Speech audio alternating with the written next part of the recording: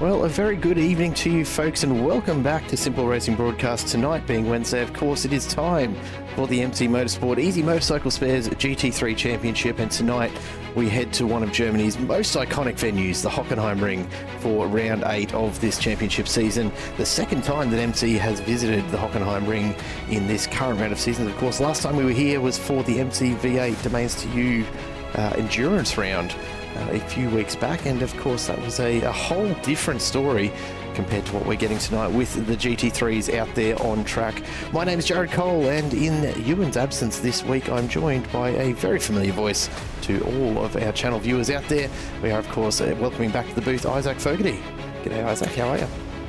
Good evening, Jared. Good evening, everybody out there watching this evening. It's lovely to be back in the booth for a GT3 round here at MC Motorsport. The last time I was here was the end of the season last year. I don't think I've actually been back. I think this is my first time in the booth for this current season of MC Motorsport, and looking forward to Hockenheimring tonight. Obviously missed out in the V8 round when they did their 90 minutes here a few weeks ago. I was not in the booth that evening, so looking forward to actually being able to talk about some racing happening at the Hockenheimring. As you said, one of the most iconic venues. I think it's a shame that Formula One doesn't race here anymore, but don't even get me started on that. We'll be here for hours. But it is such a wonderful venue, and I'm looking forward to seeing how our drivers tackle it this evening. And of course tonight is the double feature round, so it means back-to-back 2 25-lap races, a reverse top 10 grid for the second race. Fixed setups here tonight, as always, for the GT3 Championship, and a 50% fuel restriction. I'm yet to do the numbers on just what that means for tonight's racing, but I can't imagine that we'll be necessarily needing too much in the way of pit stops. However, you never know what happens out there on track some nights. The weather tonight is looking absolutely beautiful. Incidentally, nice and cool. Track temp is warm but not too bad, all things considered. And given that we're 10 minutes into qualifying in the background, I'd say that a lot of that track temp is, of course, from the drivers out there pushing some pretty fast laps. Before we do go and catch the last of that qualifying action, though, let's take a look at the standings coming into this round. And with 3 rounds to go, including tonight, Reece Wakefield has this all but sewn up. Really, the gap to Daniel McCrohan is 100 points, and although that doesn't sound like a lot when you're talking about 300 points on offer for the winner of each round, the way the points are distributed does make it pretty difficult for Daniel Macron to really close that gap any further. The consolation, I suppose, of Macron is that he is well and truly ahead of his teammate Danny Davison. But we do look on track, more than likely a Team Max boost to 2-3 in the championship. That said, Jeremy Washington still in with a shot. There's only 13 points separating him from Danny Davison, so he's going to have to push on pretty hard there to try and get on the podium for ADHD this season. O'Shea Colangelo probably a little too far back to actually get in on that battle at this late stage of the season, but she'll be focusing on holding off Thomas Searle, who is tucked right in behind, and then a number of other battles going on fairly close throughout that top 20. Liam Jensen, honestly, there's absolute daylight between him and the next AM Cup driver in Liam Tipping. I can't see anyone challenging that one here, Isaac. It's pretty far afield at this point. Yeah, he really has walked away with this, hasn't he? 9th place, all the way back to Liam Tipping in 18th. Like, oh man, that is a massive gap. I do not foresee there being any major championship battles between those two at any point. As we look further down, obviously you've got Ian Ward around in that top 10 as well. Patrick Frame, Michael Whiting, Kane Ryder, Chris Lashbrook inside the top 15, as well as Jared Burns, Dean Power, Chris Crote, and then it's Liam Tipping second in that AM Cup class. Then Trent Thomas and Mick Poley inside the top 20. So there's only 2 of those AM cars inside the top 20 here, Jared, which is pretty I want to say scarce. You normally see a handful of drivers inside that top 20 in the AM class, but it just shows how competitive this has been this season.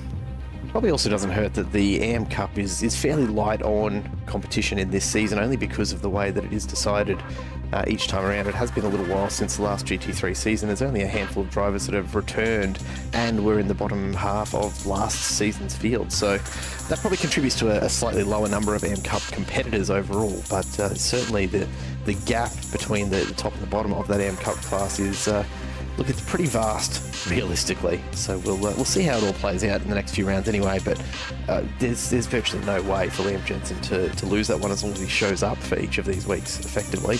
Let's get down to the track and take a look at some of the qualifying action going on out there right now. And this is the one to watch. Jeremy Washington and Danny Davison are the ones going head-to-head for that last podium step.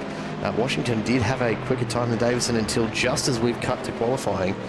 So with, 6 minutes or thereabouts left to go in this session, a little bit of work to do, but Washington does have a great opportunity to stay in touch with Davison and just try and stay ahead of him throughout these couple of races. The reverse top 10 may play into that. It's always one that we've got to watch pretty closely, isn't it, Isaac? Because it can really create some challenges for people getting through the field. Yeah, it definitely can. And look, I don't know if I would want to be someone like a Jeremy Washington finishing, in first place, and Danny Davison finishing in 9th or 10th place and getting that box seat for the second race this evening. Obviously, he'll get the points on him in race number 1 if that does happen, but race number 2 is going to be a much harder battle. Here's Danny Davison a little bit wide there, got over the curb and had to throw the car wider off the exit of that corner, and you can just see he's trying to push everything he can out of this car coming into the stadium section now by the looks of it. So towards the end of the lap, we are not too far away from seeing if he's going to improve this time. Reece Wakefield comfortably in the pit lane. He is out in front by just over a tenth and a half, almost 2 tenths between himself and the man currently on screen as he runs towards the line. Will it be an improvement for Danny Davison? We're about to find out. It does look like I thought a very slight improvement, but it actually was not really an improvement at all. So he does not set a better time on that occasion. Here comes his teammate Daniel McCrowan. Is this going to be an improvement for McCrowan? Can he jump ahead of his teammate? No, he can't on that occasion either. So I think this is probably the time where drivers are going to start to think about making their last sort of run. We've got just under 5 minutes remaining in this session, Jared. It's getting to the pointy end. And I think it's time that drivers maybe consider getting a fresh set of boots and having one more real crack at this. Yeah, it does get to that point, doesn't it? It's late in the session. You've only really got another lap or two in there. Interestingly, Reece Wakefield out there setting the fastest lap earlier than we're used to seeing. He tends to be really towards the back end of the qualifying sessions, he does tend to set his best lap.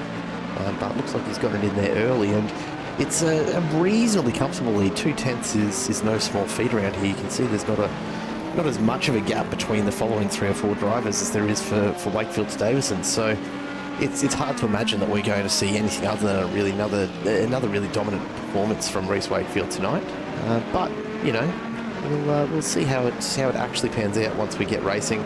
Just about anything can happen, and often does. The GT3 cars, the GT3 tyre model, still being a little less stable than they were once upon a time, with the tyres being remodeled to take that extra bit of time to warm up and actually give the driver some grip. So just a little more like driving on ice at the start of a race session than they used to be. And it's during that period that we do keep a very close eye on what could go on. Michael Whiting, we're watching at the moment, he's sitting in 11th, and we'll be looking to try and improve that, bring through the first sector. Doesn't look like he's going to go much better this time around, unfortunately, and so will likely stay right where he was from that last lap, with maybe time for 2 more laps if he's got the fuel on board, and that is the question. Jeremy Washington now on his way around to complete another, but with 2 yellow sectors. It's not looking like he's going to get ahead of row 2. Now he's just got to really hope that he does hold on and not find himself too far back through the pack. The pack tonight, for that matter, dominated by the Corvettes. And if you have a look at the tower, we've got a huge number of Corvettes out on track tonight. They seem to be clustering, which is interesting, right? You've got the few at the front end, and then a real glut of them in the middle as Thomas Searle joins Palmer, Ward, and Miller in amongst it all. It's just odd how they seem to cluster around those same sort of lap times. I think I'm going to start using the term glut of Corvettes as my collective term for a group of Corvettes now, Jared. But no, you can see, at the top of the order, there's 3 Corvettes there. Then you get down into the teens, and there's 4 or 5 together. The only one on their own is this man on screen, Michael Whiting, who's got a Porsche between himself and the nearest Corvette of Thomas Searle. So, look, I think there is a bit of a magnet sort of attached to a few of these Corvette drivers. They find their way, just sort of ended up being near each other really in the end. This is Mick Poley on your screen for Southern Cross Racing in the Porsche, and man, that is a nice livery on the Porsche. There's some really good liveries. I love the kangaroo on this one. Hopefully that is not an omen for anything that will happen. Obviously we're in Germany this week, so there's no real threat of kangaroos showing up at any point. Across the line for Cody Blackman, no improvement on that occasion. Same for Mick Poley. They stay where they are. But just looking at the times, the top 19 cars even, I should say, less than a second between them, just shows how competitive, even though it's not, I wouldn't say it's the largest field you would ever have seen for a GT3 round, only 23 drivers this evening, but it just goes to show how competitive this field is, considering that the top 19 drivers are all within a second of each other. Yeah, absolutely, and this is the nature of GT3 racing, right? It's the race measured in tenths or hundreds and sometimes even thousands. It's not where we expect to see huge margins throughout this field, and particularly the level that these drivers are going around this track at. The level of racing that we're seeing here with MC Motorsport, even compared to 12 months ago, it's entirely different. So it is. It's always fun to watch. You get some nice tight racing. One of the random things that I'm going to point out here that I really do appreciate, Cody Blackman. I love to see people change the headlight colours on the Porsche GT3. Not many people recognise or know that you can actually do that in the garage in iRacing, but geez, it makes it look good when you do actually set that up properly. Just a little personal opinion on that one, folks. But yeah, look, it's going to be another interesting night of racing. It always is when we get out there with the GT3s and the MC Motorsport stable of drivers, as Danny McCrowan puts it off to the side and finishes up his qualifying effort. We're just about to get to the end of qualifying, and so with that, we will be getting ready to go racing for the first time here tonight. 25 laps of the Hockenheimring lie ahead, and then another 25 immediately after. with a reverse top 10. So this is the time for anyone to grab those early points or indeed set themselves up for taking full advantage of that reverse grid. This is how they're going to line up for race number 1 though. Reece Wakefield and Danny Davison on the front row, then McCrowan and Ryder ahead of Jeremy Washington and Thomas Kuhl, Maguire and Gardner on row 4 ahead of Searle and Jensen. That rounds out your top 10. Behind them, Cruz McVie and Michael Whiting line up ahead of Mick Poley and Ryan Palmer on row 7. Then Ian Ward and Chris Miller on row 8. Liam Tipping and Chris Ashbrook behind them. Patrick Frame and Jared Burns rounding out the top 20. The last drivers on track that set a time were Dean Powell and James Foster ahead of Cody Blackman, and then Seb Eskandari, who may or may not be getting on track. I noticed him saying hello in the chat in YouTube tonight.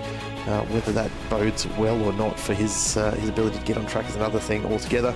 Brian East not setting a time, Scott Partine, Nathan Allen and Isaac Edwards in race control. So we'll see if Brian is actually going to get out on track for tonight's racing as well. But that is the grid for race number 1. Drivers getting onto track right now. Big hello to everyone else, of course, watching out there on YouTube, with some of the usual suspects showing up as usual, including the boss man himself, Mitch Curry, unable to be out on track tonight. Mate, best of luck for the next 48 hours or so. I know you've got a fair bit going on, so hopefully it all goes very, very smoothly for you. Looks like Liam Jensen had some shifter issues earlier, so we'll have to keep a close eye on him at this start and see if he actually manages to get off the line without any dramas. That could be a bit of a concern. But let's go down to the track and get ready to go racing, shall we, Isaac? Sounds good. I think we've got a lot of drivers starting to form up on the grid out there now, so I'm really looking forward to seeing what Jeremy Washington can do from the third row of the grid here. His ADHD teammates in Ryan Palmer and Ian Ward in 14th and 15th, as you said, and then Chris Lashbrook down in 18th in the Ford Mustang. And look, I'm just trying to suss out what drivers have gone with here for the choice of the Lamborghini for Kane Ryder. Definitely a different choice. I think it does look like he's the only Lamborghini in the field, and a few Ford Mustangs out there, only a handful of Mercedes, which used to be the popular car of choice, especially in GT3s on iRacing. A few Porsches, and then, as we mentioned earlier, dominated by those Corvettes, and I think it'll be I think it's almost feels like 50% Corvette, and then the rest rest of the cars are any other brand. Well, let's see how they finish up at the end of this one. We're under starters orders. The lights are up as we go green for round 8 here of the MC Motorsports Easy Motor Spares GT3 Championship, and we are away very cleanly as we come on down into turn 1, and already drivers aggressively getting alongside each other, just trying to find a way through and gain a couple of early positions. We're seeing a few moves there. It looks like Cody Blackman might have jumped the start a bit. He's got a black flag to his name already, and we get into the first heavy braking zone. We're 3 and 4 wide on the way through. I think we're going to survive it, but geez, it's always a bit of a mission here at Hockenheimring to get it all sorted out. A few little bumps side to side there along the way, but Reece Wakefield immediately starting to jump out to a pretty reasonable lead as we go through Parabolica for the first time and get towards our top speed before this heavy braking zone into the hairpin. And we've got most of the field sorted out. It does look like, though, a few people are having a bit of a crack here. We've got a car around that looks like, is Lashbrook caught up in that? I think he's gotten away with it. That's Whiting dropping down through the field, and a couple of other drivers caught in as well, Brian East and Chris Miller. And I wonder if the fishy teammates have come together there.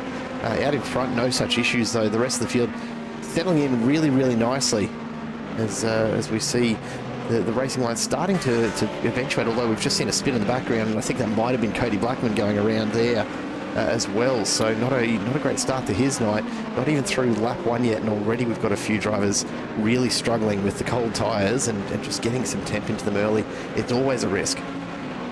Yeah, it definitely is. There was another car off in the background as well as we came into the stadium section. So everyone is struggling with the cold tyres in the early phase of this race. Kane Ryder, though, off to a very good start. Jeremy Washington up a spot off the line. Reece Wakefield obviously off to a great start. Do we expect anything less from the reigning champion? He has been in control of this field week in, week out, really, and just stamping his authority on this GT3 championship. Looking forward to seeing him most likely take out this championship at this stage. He's pretty much untouchable at the moment. Don't want to put the curse on him, but he is looking pretty untouchable. At the inside now, that's Mick Poley trying to find a way past James Foster, I believe. It is Mick Poley and James Foster, yes. So James Foster was up the inside. Not sure if that was an overtake or a defensive move from the 114, but Mick Poley, he's looking a little bit damaged, that front end potentially. I'm trying to work out, it does look like it's missing that front bar. It absolutely is missing that front bar. So Poley caught up in a couple early scraps that will cost him in terms of aerodynamic availability, and that's a really key thing in these cars. Obviously, I'm used to talking about the supercars, which don't rely as much on the aerodynamics because they're such low aero cars, whereas the high aerodynamic nature of these cars and the reliance on downforce means that any sort of broken paneling or missing front bar is really going to have an effect on your pace.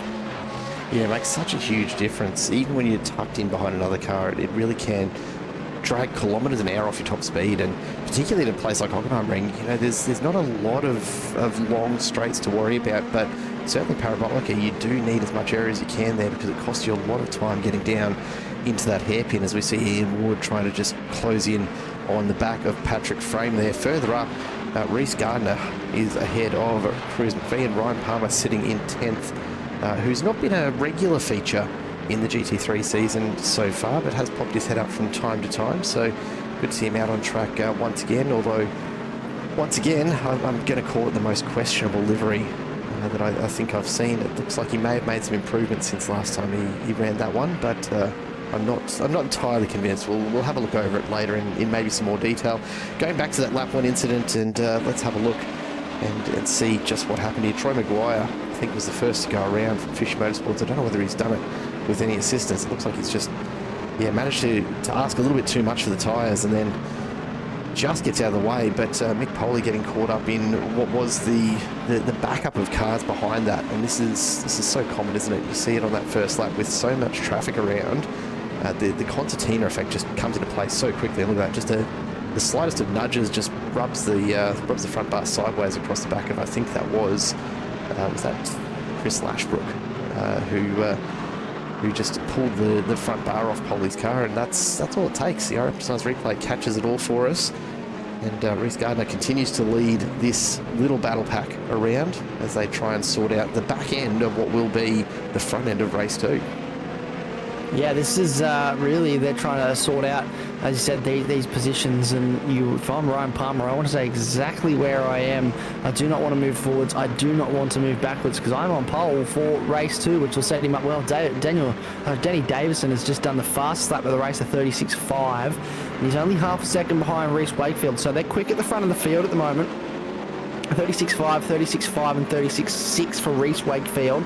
So the two Team Max Boost cars are actually the fastest cars on the track at the moment, and they are both in behind the number 1 driver in Reece Wakefield. So they've got to try and find a way past around here at some point. Cody Blackman into the pit lane to serve that drive-through penalty that he is carrying.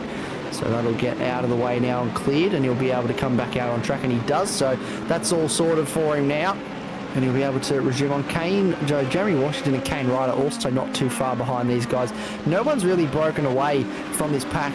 The first sort of car that's a little bit behind is Reece Gardner, who's 2.2 seconds behind Thomas Searle, and he's in 8th place. So 1st to 7th, they're all really just line astern at the moment. You can see there on your screen as they all come out of into the stadium section now. You can look at the lovely view they have through the sweeping right-hander. Yeah, right-hander. I was looking at it the wrong way around, ladies and gentlemen.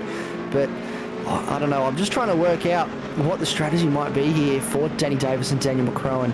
Do they want to try and go for the overtake here on Reece Wakefield, or are they really just maybe focused on securing the championship result in the 2nd and 3rd position? They know they can't catch Reece Wakefield in the championship, but in that case as well, you've also got nothing to lose. Why not go for the race win? But when do you go for the overtake? There's 25 laps in this race. It's a fairly long race to get settled into, so you've got to bide your time as to when you try and go for this.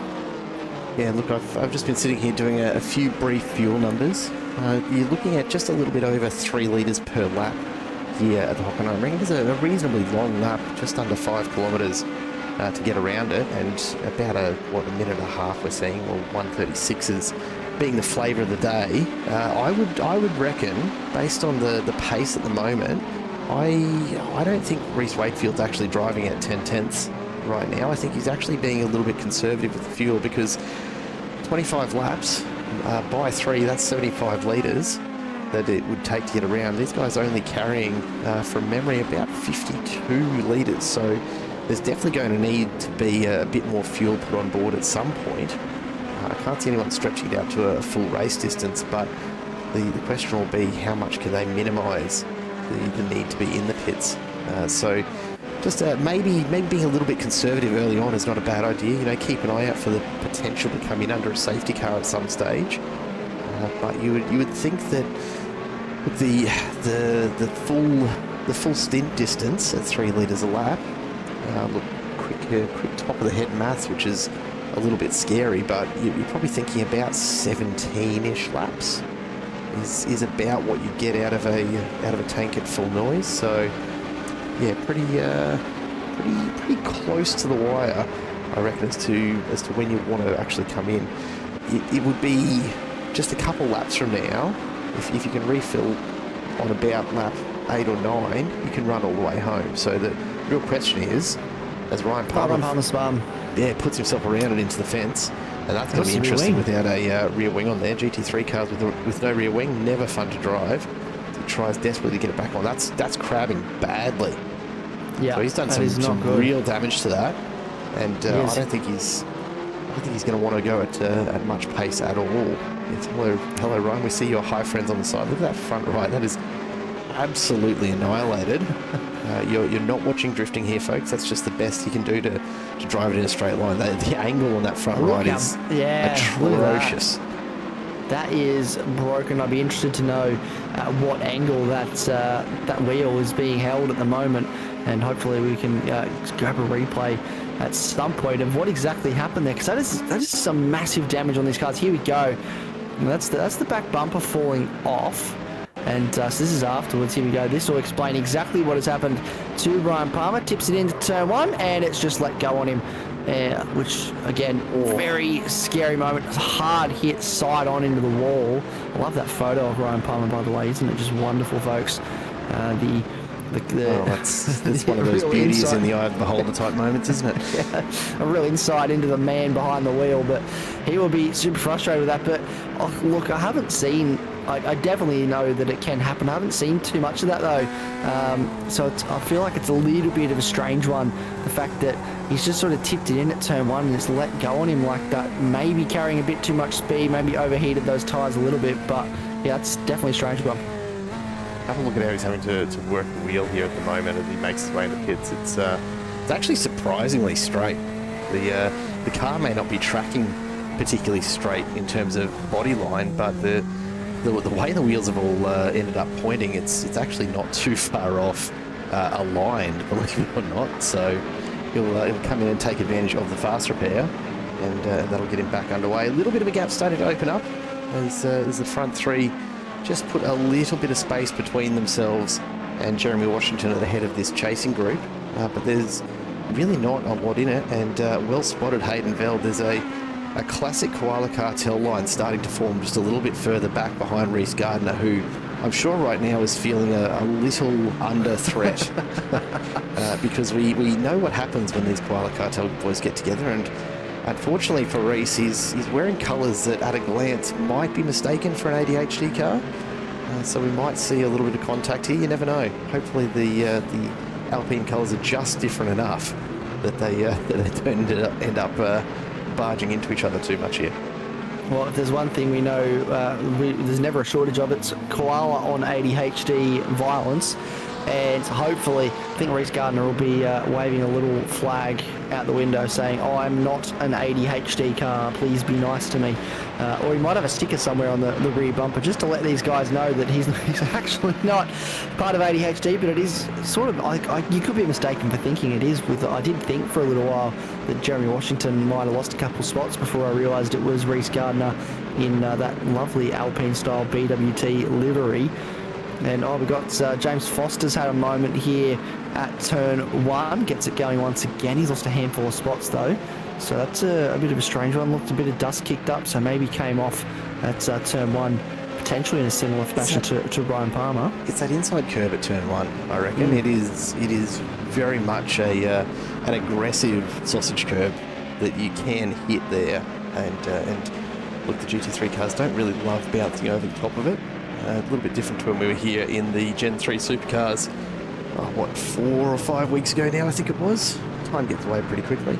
We're here for round 4, of the Domains Tube MCV8 series, and I can tell you this much: the line through turn 1 is definitely different in a GT3 car compared to a supercar. I think the line at a lot of circuits are different because these cars are not a big fan of the curb. Here we go. This is a replay of what happened to Brian East. And a little bit of pushing and shoving here, and then spins with one of the Porsches. Cody Blackman. So there's been an incident, and Brian East is now out of the race. So he is retired this evening. Maybe a little bit of frustration there boiling over for Brian East. And that incident with Cody Blackman looked a little bit interesting it was a very slow incident, wasn't it?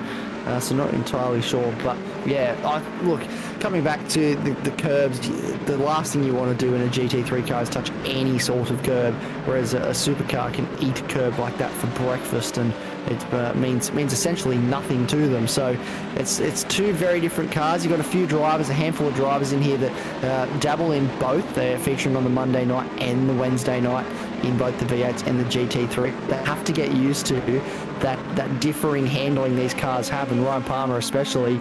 He's a big fan of the V8s. I know he loves to attack the curb, but you just have to keep in the back of your mind in a situation like this that the curb is the last thing that you want to do, especially in a Corvette that's so low to the ground. The Mercedes sort of can get away with it a little bit. Same with the Ford Mustang, it can get away with it. These Corvettes though, they are so low, so flat that you do not want to touch the curb, and you use that sausage curb too much at all. This is one of the things that also seems to stand out a bit to me when we do come GT3 racing. That's a launch from Patrick Frame over the sausage curb, and look, I think probably lucky he's in the Mercedes and it handles it just a little bit better, because that could have gone very, very wrong for him indeed. I was about to say that the Mercs in particular seem to handle the curbs a little bit better. That front rear layout with the big heavy engine out over that front axle just seems to be a better setup for a bit of curb hopping than a lot of these mid-engine cars that we do see in the GT3 comp. Look, there's still only a certain amount that they can take. We're starting to see some pit stops happening now. A couple of drivers coming in just a little bit earlier, maybe hoping for a bit of an undercut. You're seeing Liam Tipping and Mick Poley now into the pits, so they'll get their fuel topped up for the next 15 laps as Chris Miller tries to catch the rest of the group after getting caught up in that lap 1 incident. Jared Burns, meanwhile, continues to be under pressure. Patrick Frame now looking for an opportunity. It looks like he's going to be on the inside through Parabolica. Can he get in front completely by the time they get to the hairpin? Makes it look easy, but he's going to be on the outside. Under brakes, this could be a very, very close thing indeed. And I don't think Burns is quite going to be there. He does have a think about going again, but elects to stay out. Ian Ward is going to try a little bit of over-under here. I don't think he's quite close enough to pull it off, but he'll tuck in nicely behind. Troy Maguire just sitting back and watching and waiting to pick off any little moments that might come up between these three, because they've been locked into it for a little while now, this battle for 12th. Yeah, this is it's been going on. I've been keeping an eye on that battle for 12th, this battle as well. Liam Jensen and Cruz McVie now finding their way past Reece Gardner, so they have managed to get that overtake done. And man, that Koala Cartel Mustang looks really good, doesn't it? I think I'm impartial to a Mustang, especially the GT3 Mustang, so I'm a bit biased, but I think the way they've set up this livery for Koala Cartel is very, very nice indeed. And they now both move up inside the top 10.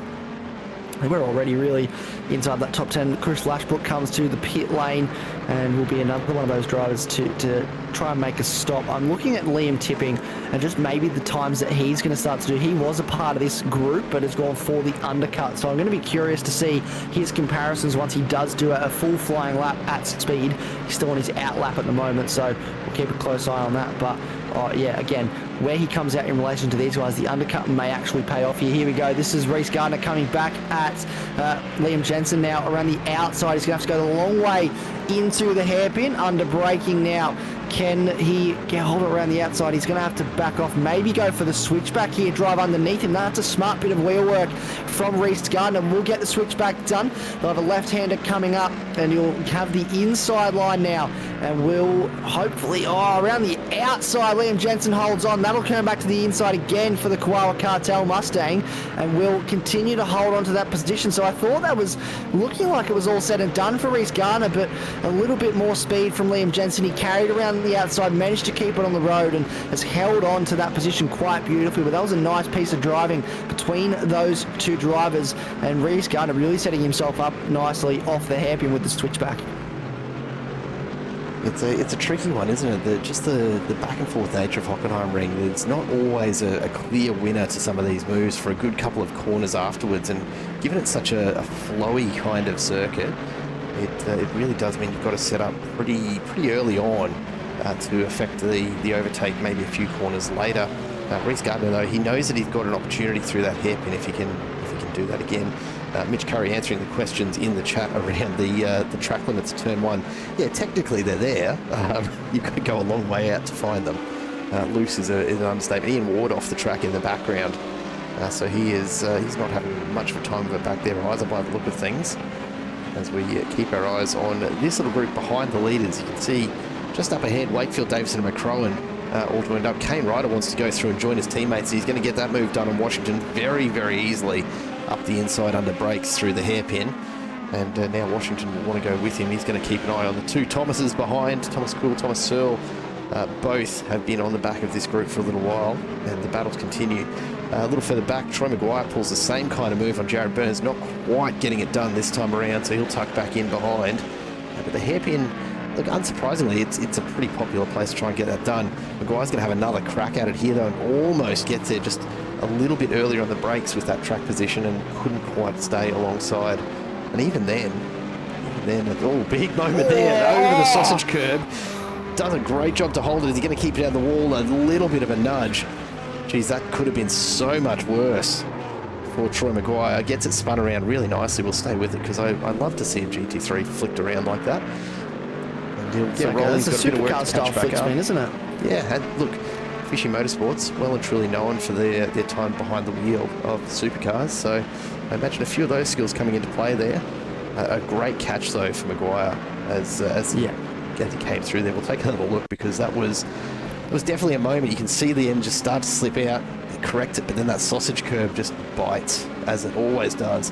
Bit of a nudge into the wall, but yeah, in the scheme of things, could have been much worse than that as he comes into the pits. He'll no doubt take the fast repair and get his fuel on board for the rest of this lap as well. He's got a black flag to his name as well. I think he's just had an unsafe pit entry. That is very unfortunate. So let's keep an eye on Troy Maguire down the bottom of your screen. Take a look at that pit time. I reckon we're about to see a 40-second stop and hold. That is brutal. That will be absolutely brutal. We'll keep a very close eye on that indeed.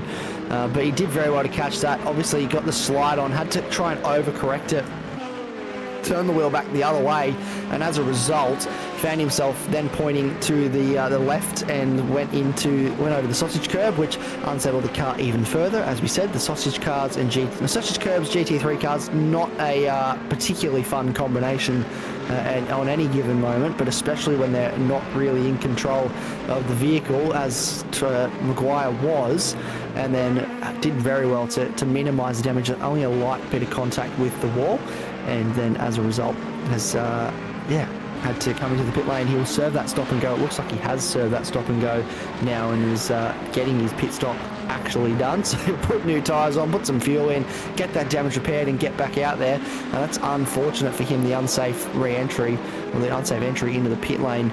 That is a long time to sit there. Ian Ward now goes past, and he will be well and truly in last place by the time he comes out of the pit lane, goes a lap down on the rest of the field.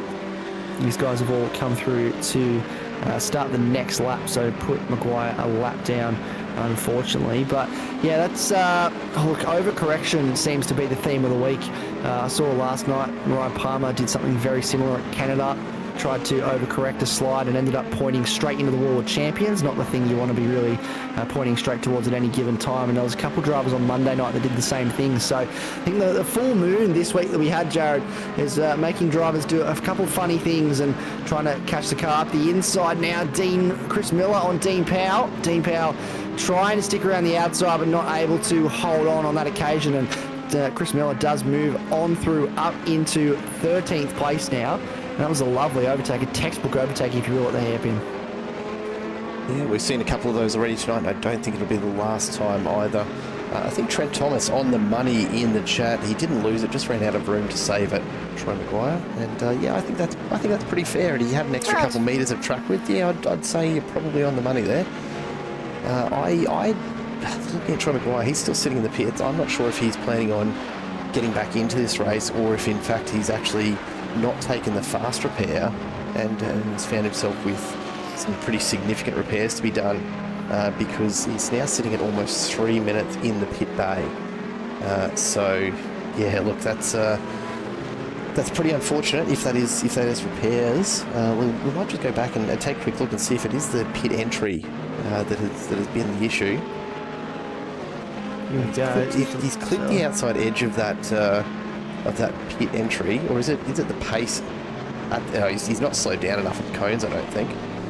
No, he's definitely carried a little bit too much pace into that pit lane, and as a result, look, it probably doesn't feel like a lot of pace to him, but it definitely was in the eyes of the game and in the eyes of the iRacing stewards. It's a little bit too fast for their liking, and he'll serve a 40-second pit stop, as is the case in real life as well. Even if you go a couple Ks over on the entry, that really can affect you. The biggest difference between, I guess, I should say iRacing and real life GT3 racing. If anyone watched the 12-hour a couple of weeks ago, the 12-hour exercise is an 80-second pit time. So if you do speed into the pit lane a little bit, obviously there is a pit lane speed limit, but if you're a little bit over when you come in, as long as you are into the lane and then out of the lane while maintaining an average speed of, meaning that your pit stop from end to end takes 80 seconds, you get away with it. Whereas here, it's you're over even slightly. It's that's it. Unfortunately, you'll get the penalty, even if it's the most minute of differences. So unfortunate for Maguire. He still looks to be in the pit lane, so there's a chance we may not see him again in this race if he's maybe just feeling a little bit upset. We've got a car, something's going on here. We've got smoke in the background. This is Liam Jensen, so something has happened to the Koala Cartel driver. We're going to get a replay now as he just dropped it all on his own at the final corner. He does, clips the inside curb and spins, trying to get the power down on the exit of the final corner. A little bit of touch how with good that's the going to be for the tyre temps there. He's absolutely frying them, sliding backwards. So not really might struggle a bit to grip as he gets rolling again, but so far so good. So the good news is he hasn't actually come in for a pit stop yet, so he'll come and bolt on a fresh set of tyres very soon, I'm sure, and hopefully that'll be an improvement in terms of the level of grip. This is Jeremy Washington. He's back down into 5th place now, losing time to Kane Ryder, who's up into 4th, still 2.2 seconds. The gap between the top 3 is still about half a second each, so a second between those top 3 cars still as this race continues to roll on. They all, Team Max Boost cars, both Team Max Boost cars are still faster than Reece Wakefield, not by a lot, only by about a tenth or two. There's only so much faster you can be when you're behind another car, but they are faster on paper at the moment. We'll see what the times are when they come across the line in just a moment, but I believe it will probably continue to be a very similar story for these guys, and it is. So they're actually 3/10 quicker on that occasion than Reece Wakefield, so they've got a lot of pace in those Corvettes. They just can't find a way past. Yeah, and look, as always, that makes you wonder just how much Reese is holding them up at this point and just matching their pace. It's unusual that you'd see the front runner going that much slower and still staying in front lap after lap. So I suspect that he's adjusting his pace and actually just matching what Davison and McCrone are doing behind. So that says to me that all three of these guys are probably actually thinking fuel strategy at this point, and all just waiting to see who blinks first on coming in to get topped up. We are getting pretty close now to what should be about the limits of a tank around Hockenheimring, depending on how much fuel saving these guys have done. So yeah, we'll see if any of them manage to extend by a lap or two. That could be a pretty significant difference in terms of the finishing order here. But it should be round about now that we'll see these guys coming in to top the tanks off the run home. They should be almost through that first allocation of fuel. And yeah, we're not far off it. I imagine Mitch Curry just confirming lap 17 should be pretty much the last lap if you're not fuel saving, and all three of them breezing by the pit entry tells me that that's what they've been doing the whole way along. We're starting to see a few drivers coming in. Jeremy Washington has saved a bit of fuel in that Mercedes, as has Thomas Searle behind in the other Corvette. But look at that, 4 out of 5 spots at the top end of this field are Corvettes. Jeremy Washington, the only non-Chevrolet driver out there in the top 5 at the moment. We'll have to keep an eye and see on these next few laps just where Liam Tipping ends up and Cruz McVie behind him. These guys came in, remember, pretty early. Tipping on lap 9, Mick Poley on lap 9 as well. So we'll see just how far up through the field he can climb while so many of them are in getting fuel for this run home. There's quite a number of them just in the pit bay now, and look at Tipping jump up through the order. He's up into 8th now as he mounts that sausage curb. That is really flirting with danger through turn 1 there. It's not a curb I'd be taking like that, but you know, if you can hold it together, more power to you. Yeah, absolutely. If you can use that curb and get away with it, then absolutely go for it. We did speak about how look, the front engine cars, the front engine rear wheel drive cars, they're built like a supercar. They're probably going to handle the curves better than something like a mid-engine car. That's just because of the weight distribution, how the cars are set up in terms of where the center of gravity is in these cars. If the rear end gets a little bit unsettled, there's more weight in that rear end to sort of throw them around and make them harder to control, whereas in a that's because that's where the engine is, whereas in a front engine car, obviously the engine's in the front, so all the weight is in the front of the car, so the rear end is lighter. Here we go, this is the leaders coming into the pit lane now, so Reese Wakefield, Davison and McCrowan all in for their stops, Washington and Searle following them. So this is interesting to make note of now, that a late or 18 lap start at lap 19 is where they're getting to, even with a little bit of fuel saving. We thought lap 17, but it just goes to show a little bit of fuel saving gets you an extra lap. Where is Kane Ryder? Here he is. Reese Wakefield at the pit exit now. McCrowan has jumped Davison by the looks of it, and he has. So that is a change of position. Reese Wakefield's also 1.7 seconds up the road. Washington's come out in front of Kane Ryder as well, so maybe there was no tyre change there for them. I'm trying to look at the pit times to see what the difference might be. Definitely no tyre changes there. Tyres. Yeah, no, look at the tyre changes on difference. GT3s, if I'm remembering correctly, and I'm sure someone in the chat will correct me on this if I'm off the mark, but I think you're looking at around about 20-25 seconds to do a full set of tyres. So if these guys have taken any tyres at all, which is pretty unlikely for such a short race, the GT3 tyres are usually good for at least an hour, if not 2, of racing. So very, very unlikely to see anyone taking tyres. However, some drivers might take maybe 1 or 2 tyres just on one side of the car if they feel there's an advantage to be gained in it. I don't think there's any of that happening. I think that, you know, Reese Wakefield has probably decided to be a little bit aggressive on his fuel strategy. He's spent almost a half second less in the pit bay than anyone else who came through there, with the exception of Thomas Searle, who had an incredibly quick stop, 9.13 seconds in the bay. That is the fastest pit stop of anybody in the field. So he's taken very, very little fuel on board there. Jeremy Washington probably spent 10.5 seconds in there, and that's what's put him back behind Searle and now under pressure from Kane Ryder for P5. Yeah, he's I think Ryder's the biggest. Unfortunately, the biggest driver to lose out here. He's lost a spot to Searle and Washington, and finds himself from P4 to P6. Now this is Chris Miller under pressure from Mick Poley and trying to apply pressure as well to Liam Jensen, but you can see how close Mick Poley is to the back of the Corvette Fishy Motorsports driver at the moment, all over the rear end, and he's putting him under an immense amount of pressure. Through turn one we go. You'll get a sense for just how much they throw these cars in across the curb, across the outside curb. They try and avoid the inside curb as much as possible, but turn one, that outside curb is fairly flat. You can use as much of it as you need to. Really, it won't upset the car too much. A little kiss of the curb through turn two at the hairpin as well, and now we get onto the first of the back straights, running down towards the heavy braking zone at turn four and the hairpin down here. This is a key overtaking spot, but Mick Poley won't be close enough on this occasion for anything to really be gained from that, but this is where he'll probably try and look to set himself up as we get further on into this race. Currently, Chris Lashbrook, Cruz McVie, the front row for race two coming up if it stays, as we've got a little bit of breathing room between each of them. Reece Gardner's down in 11th, but 2.6 seconds away, so he has a bit of work to do if he wants to try and catch up to Chris Lashbrook in these last 5 laps.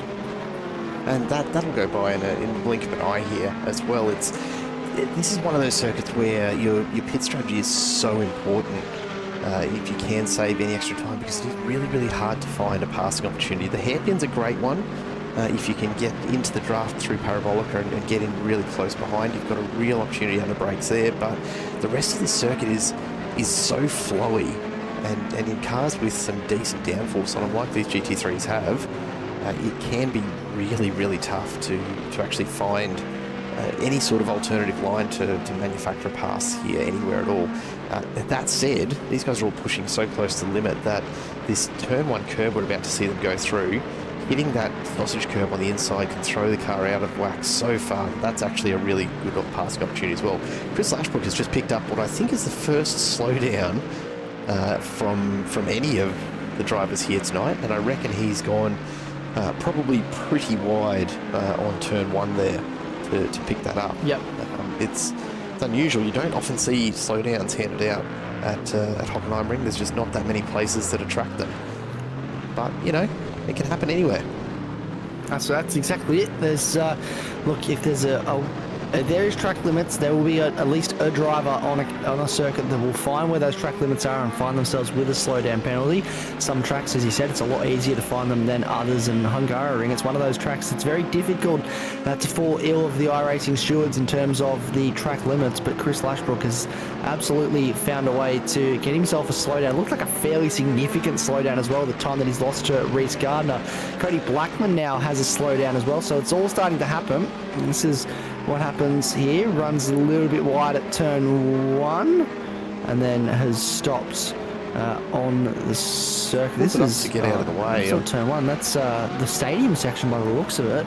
Yeah, I'm a little curious because he's actually picked up a meatball, and I'm not entirely sure how he's managed it. It might have actually been even on the way into the pits this time around. You know, just touching the grass there a little bit on the way through. But yeah, it's a bit of a strange one. He's on his way. He's actually out of the car now. I wonder if that's happened somewhere a little earlier that he's picked that up. But that meatball's only actually fairly recent that it's actually popped up for him. So I'm not quite sure what's happened there. Entirely possible, given that he's now out of the car. It's entirely possible that he's. And this is a thing for iRacing. If you're new to iRacing, you haven't seen this before, you're about to learn something. If you hop out of the car in a race and you don't actually turn the motor off, it will sit there and keep running, it will overheat, and it will actually pop the motor. So that is entirely possible, and indeed I think that might be what happened to Cody Blackman. Well, that's yeah, definitely don't think it would be the first time that something like that, unfortunately, has happened for a driver, where you get out of the car, you leave the car on, and bang goes your motor. I know I've done that a time or two, and I'm sure pretty much every single driver in this field has certainly done that a time or two, where they've forgot to turn the car off, and there goes your engine. We come back towards the front of the field. This is Jeremy Washington back, still under pressure from Kane Ryder in the Lamborghini, the only Lamborghini in the field. Gone for a bold choice of choosing something outside the norms. He hasn't gone for a Corvette or a Mercedes or a Ford Mustang or a Porsche even. He's gone for the Lamborghini, which I think the Lambo and the Corvette probably handle and look, well, they look very similar, but they probably could handle in very similar ways considering they're both mid-engine rear-wheel drive cars. And this is, speaking of Corvettes, Daniel McCrowan and Danny Davison, they swapped positions in the pits. So Daniel McCrowan had a significantly shorter stop than Danny Davison and came out ahead of him in the end, given the fact that these guys were so close on track before that stop. And now it's been quite difficult for Danny Davison to try and get back past. And it's been difficult for both of them to try and keep up with Reece Wakefield, who has just sort of soared off in the distance, which does tell me he was not, as you said earlier, operating at full capacity. He was sort of operating at maybe 80 or 90% just to conserve a bit of fuel. As Mick Poley looks for a move on Miller, can't quite get there, almost touches the inside on the exit of a hairpin. He's going to have another look. He's just trying to get Miller to react here and to throw himself offline a little bit. He's absolutely filling the mirrors of that Porsche and just flicking it side to side, keeping Miller guessing as to where the move might come from. At the moment, Chris Miller, though, absolutely rock steady for the moment, just holding the race line as we've got just another, 2 laps to go, really. Reece Wakefield will be out on the penultimate lap at the moment. And these guys it's fast running out of time to find a way to get past. They've been pretty much stuck in this order for a little while now. Liam Jensen ahead of Miller and then Poley behind. Patrick Frame in 12th is looking under pressure at the moment, but still fairly composed.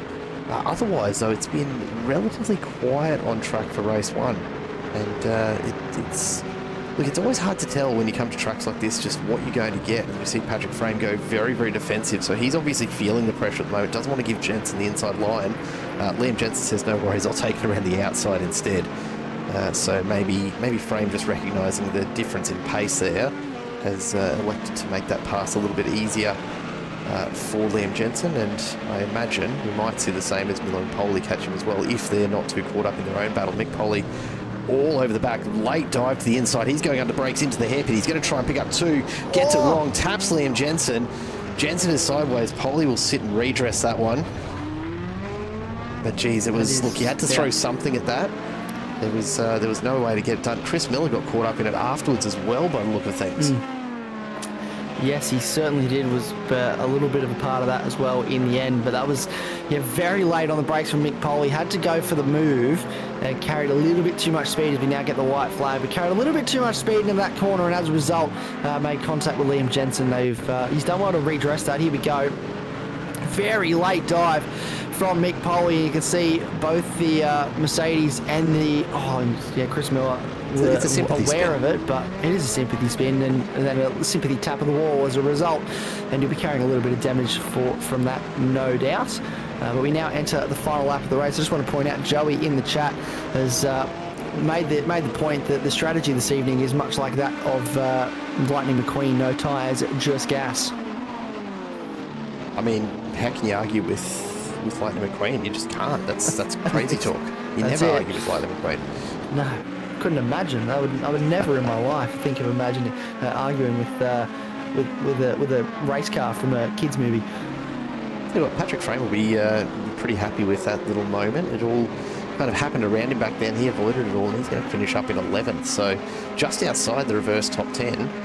But a really good result for him as we see the sparks fly off that sausage curb from McCrowan and Davison as they run over the top of it. They're not going to catch Reece Wakefield here. Wakefield will run this all the way to the end quite comfortably to take out race number 1.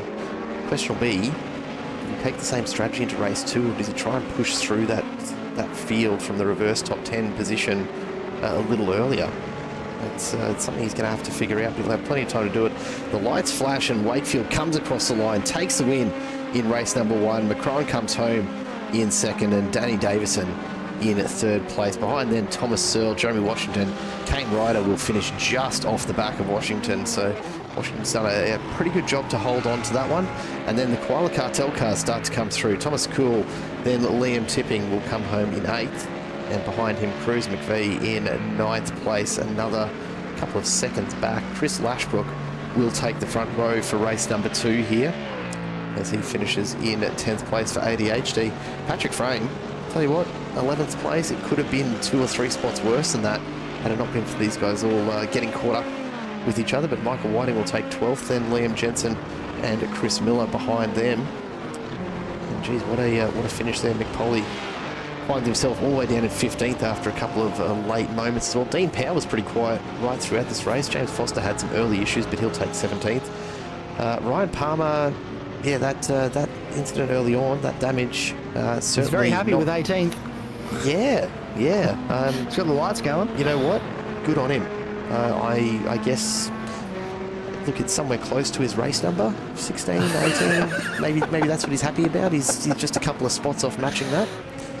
Jared Burns, the last driver across the line here in race number 1, but the night belongs to Reece Wakefield so far. The only question will be, what can he do with race number 2? As the drivers get back into a bit of a break between sessions here, we'll take a look at the official results as they've come through for us. From the iRacing stewards, Reece Wakefield takes the win, 2.1 seconds in the end over Daniel McCrowan. So he's obviously still holding a bit of pace there. I don't know what to expect here in race number 2. I'm gonna throw a prediction out there. I reckon Reece Wakefield is going to pit fairly early and try and give himself some clean air. And look, with 25 laps, let's say he wants to run 17 laps at full noise. So I reckon pitting somewhere around about lap 8 or 9 could be the strategy for Wakefield if he doesn't find his way through the field early on. McCrowan and Davison, anyhow, 2nd and 3rd. Thomas Searle and Jeremy Washington behind them. Then Kane Ryder and Thomas Cool, with Liam Tipping and Cruz McVee completing the Koala Cartel trio at the back end of that top 10. Chris Lashbrook will take the pole for race 2. Patrick Frame, Michael Whiting ahead of Jensen and Miller, then Polly and Powell, with James Foster, Ryan Palmer and Jared Burns the last drivers to finish on the lead lap. Ian Ward finishing in P20, just 1 lap down, as we take a look at the last few positions out there. Reece Gardner unfortunately ending up a couple of laps down, then Cody Blackman 7 laps down with a number of issues and not actually completing the race there. Troy Maguire and Brian East both out pretty early on, so hopefully we do get to see them back for race number 2. Yeah, look, some calls in the chat for a bit of a balance of performance rework for the Corvettes. Look, anyone who's been around the MC Motorsport Discord will know that for a long time I have called for weight penalties to be applied, but usually for individual drivers as opposed to particular car models. Yeah, look, I think the balance of power in iRacing is definitely a tricky one, and I know there is some series that try and do it themselves to make it as even as possible, but I think the way that it's run here is pretty even. I am all for a success ballast, I will say. I am absolutely on board with putting a little bit of weight in the car of the drivers that just every single week show up and make themselves the fastest on track. And look, they may see that as punishment, but some also see it as an opportunity to try and work a little bit harder and just push that little bit more to continue to be at the front of the field. And it also means that we get to see some new faces at the top as well.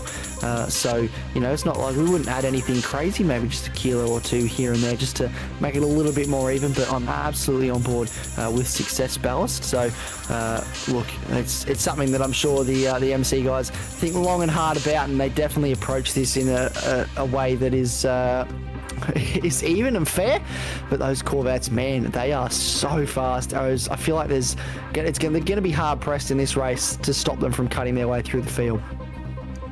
Yeah, they will be. And look, you're much kinder than me. I tend to, whenever I pop in with my 2 cents around the place, I tend to be suggesting 50 kilos or so of ballast for particular drivers. But look, that might just be me and wanting to make them really work for it. And even with an extra 50 kilos on board, I reckon Reece Wakefield and perhaps even McCrowan and Davison, honestly, you could put 50 extra kilos in their car and they just thank you for the additional downforce, the additional grip that it gives the tyres, because the pace that these guys have had all season has just been, it's been another league. It really has. And to watch some of the best Australian GT3 drivers on track here in the MC Motorsport's Easy Motorsports GT3 Championship. It's always a pleasure to see them showing us what these cars are really capable of.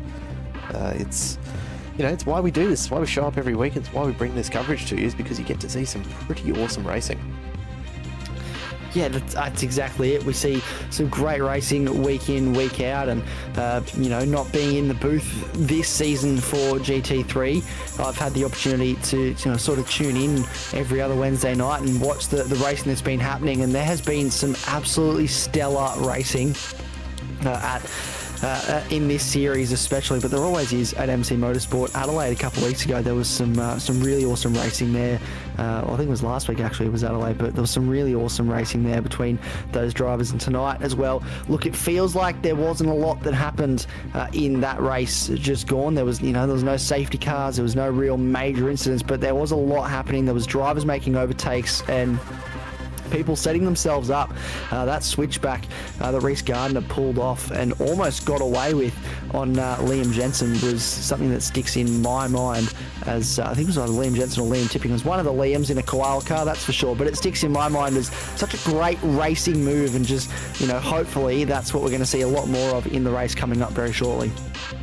And really, with the last two rounds being Bathurst and Monza, I think a lot of the drivers in the grid tonight probably grateful for a bit of an uneventful round this time round, because we're not going to see that at Bathurst. I can promise you that. It's going to be a whole different thing next week, I am sure. 20 laps by 2 at Bathurst for round 9 is that's going to be a big ask. This is the grid for race number 2 here at Hockenheimring. Chris Lashbrook and Cruz McVee on the front row, then Liam Tipping and Thomas Kuhl. So a lot of Koala Cartel cars up there, with Lashbrook as an ADHD driver in pole. I'd be concerned if I was him. Kane Ryder and Jeremy Washington ahead of Thomas Searle and Danny Davis, and then McCrowan and Wakefield round out your top 10, with Patrick Frame and Whiting ahead of Jensen and Miller. Then Mick Poley and Dean Power ahead of James Foster and Ryan Palmer. Jared Burns and Ian Ward rounding out the top 20 ahead of Reece Gardner and Cody Blackman. Troy McGuire and Brian East, then Seb Eskandari not taking part in race 1. I don't imagine we'll see him for race number 2 either, as we wait now on the drivers getting onto the grid for this second race of the night here. The weather conditions still looking really, really nice. Actually, the track temps have dropped significantly since qualifying, about 10 or 15 degrees almost from where they were. So the tyres should stay in very, very good shape. And I don't think it'll be the limiting factor here again for race 2. I really do think that the fuel strategy is going to come into play in a big way here, especially for the drivers who find themselves being put to the back of that front 10 because of the reverse grid. It's going to really depend on how quickly they get away at the front of the race in the first few laps as to how they approach their strategy here. Yeah, absolutely. This is going to be the key start to these, especially for McCrowan and Gardner and Davison, how they get off the line, how they navigate these first few laps and find their way through the top 10. Cruz McVee, Liam Tipping, I keep an eye on them to be quick off the line here.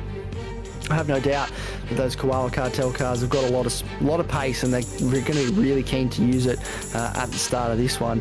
And Chris Lashbrook as well, starting on the pole. He's in a Ford Mustang, and if there's one thing I love, it's a Ford Mustang leading a GT3 race. So I'm very excited at the prospect of him getting off the line as well. So looking forward to seeing what he can do very, very shortly. But we got 25 laps, so about 40 odd minutes of racing laying ahead of us. And if race 1 was anything to go by, race 2 is going to be pretty action-packed, and I'm really excited to see, as you said, what those guys at the back end of the top 10 are going to do on strategy. How early do they pull the trigger?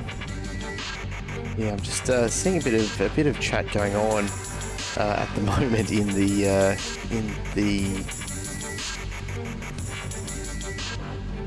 just waiting to check this out at the moment. So I'm just seeing a bit of chat going on in the iRacing session about potential issues with the setup of race number 2. It looks like it might be set up as a 40 lapper, which is absolutely not the intent. No, but let's I'm wait in and though. see. what's going on here. I'm absolutely on board for 40 laps. We looked. I'm just looking here at a screenshot that Thomas Searle has provided. It does indeed say laps 40, 0 out of 40. So what happens here? We may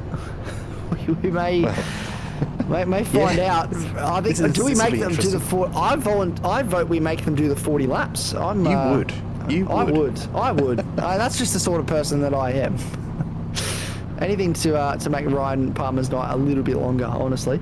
But no, look. Hopefully this can get resolved. It's obviously a race control have got it sorted. We're hearing, so we should be good to go because I've just seen in the chat that it says race control have got it sorted. So hopefully we're all good.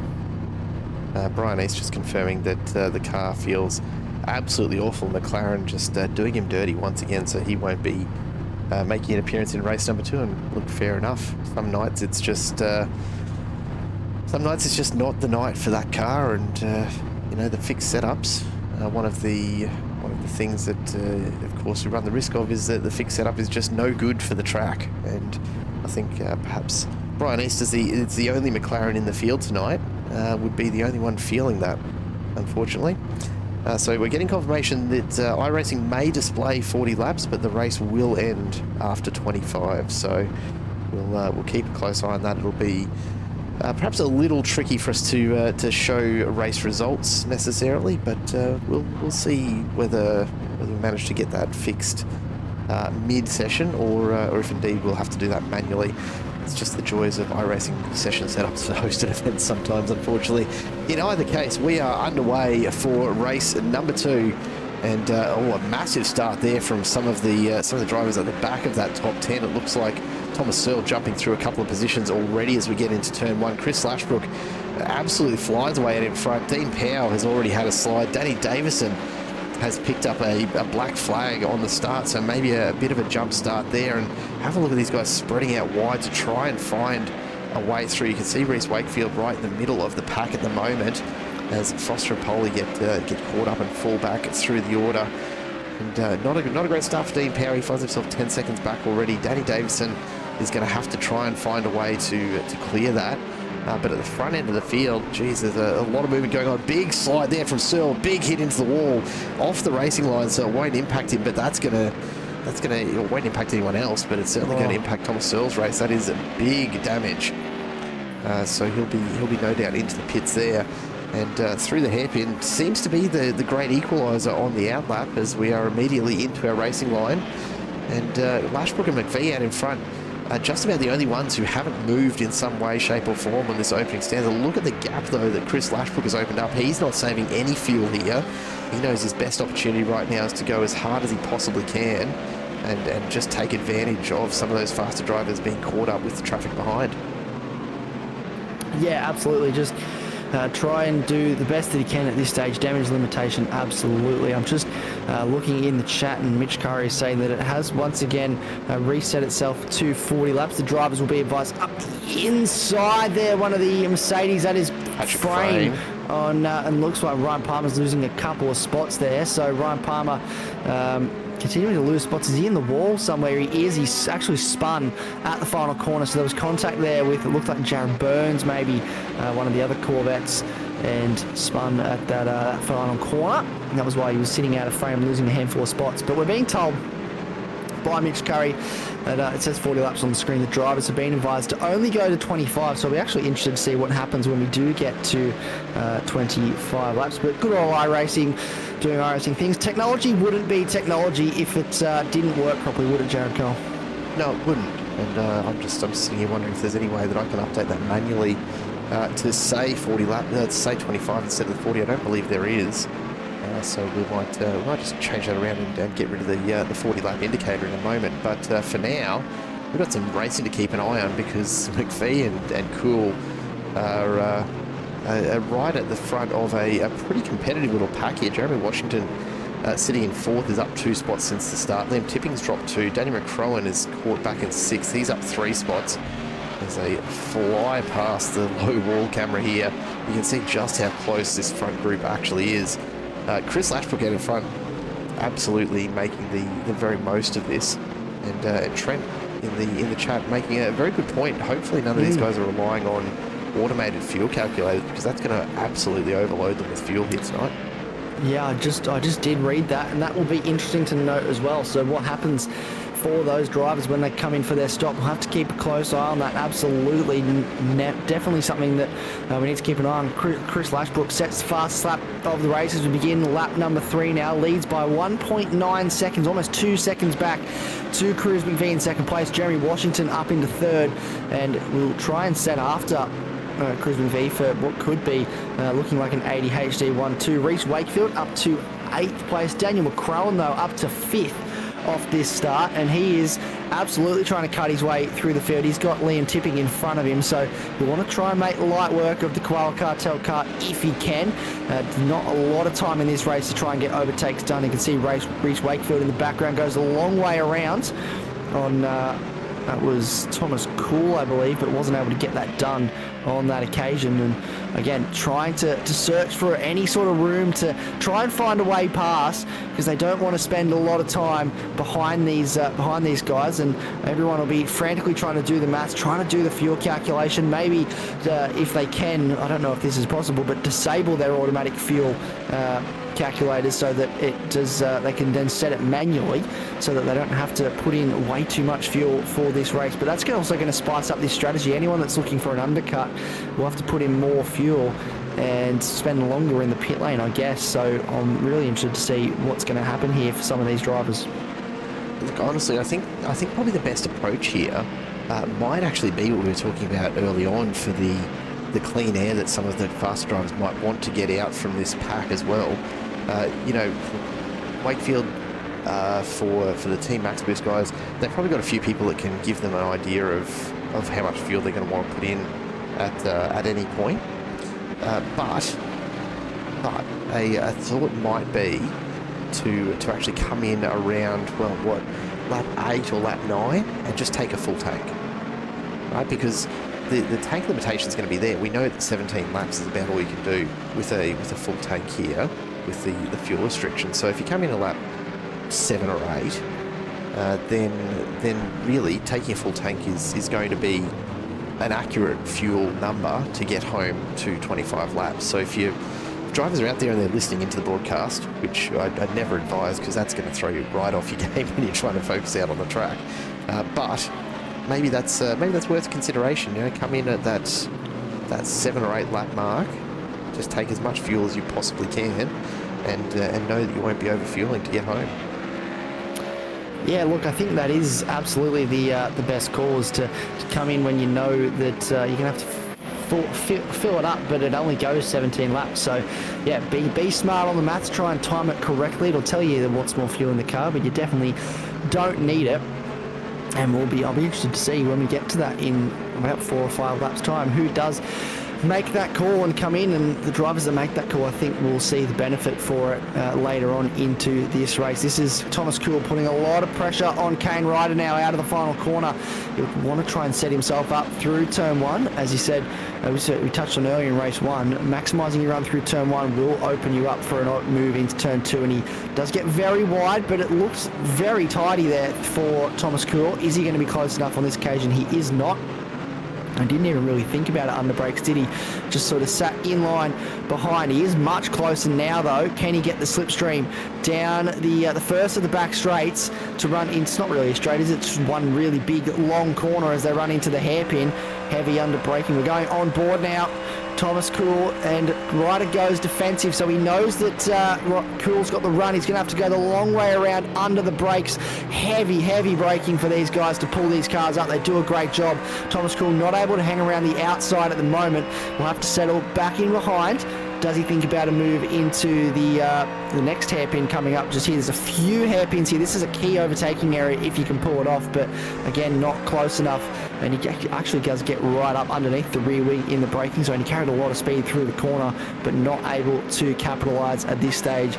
And that's some very good defensive driving from Kane Ryder, because he knows that the next car behind Thomas Kuhl is Reese Wakefield, and he wants to put as much pressure on Thomas Kuhl as possible, because the last thing he wants is the next car behind him being Reese Wakefield. And looking at Wakefield's pace at the moment, he's not pushing particularly hard again here for the start of race 2. So looks to be just sticking with the fuel strategy that worked for him in race 1.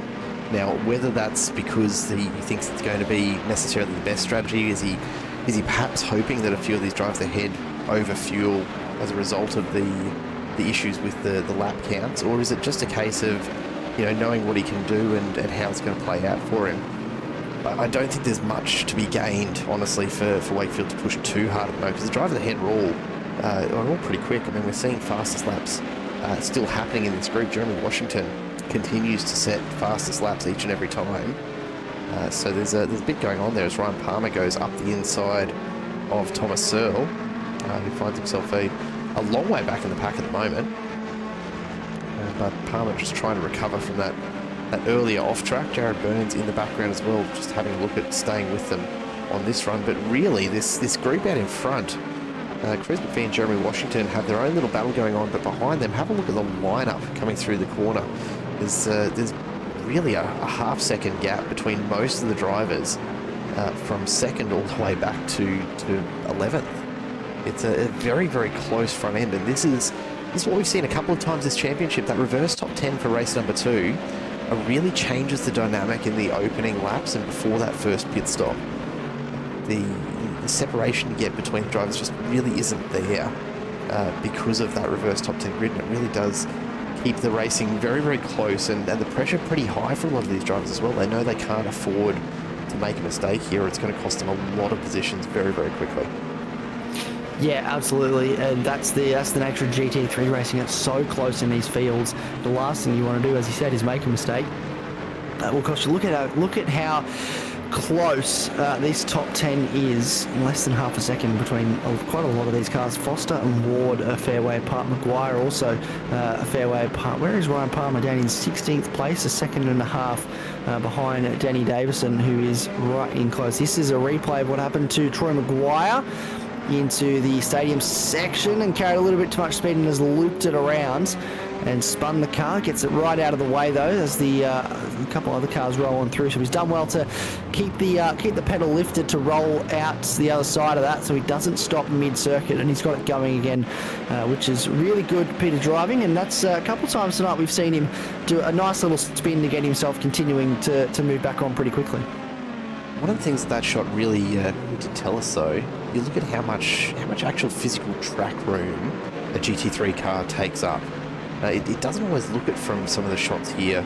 We've got this line of them. There are definitely some sections here at Hockenheimring that are very, very narrow, and particularly if you put the car sideways, it's super difficult to not be a complete roadblock on the track. There was really only at best a car width for the other drivers to sneak through. Just in this section here, it doesn't quite look it from these shots, but there's really not very much room at all through that particular part of this track. And so the ability to make a pass there, we're talking about people taking a bit of a dive under brakes and looking for an opportunity. It's just not on through a good section towards that final couple of turns, where no matter how close you are, there's simply no room to make a dive through there without risking not just your race, but probably 2 or 3 cars around you quite easily.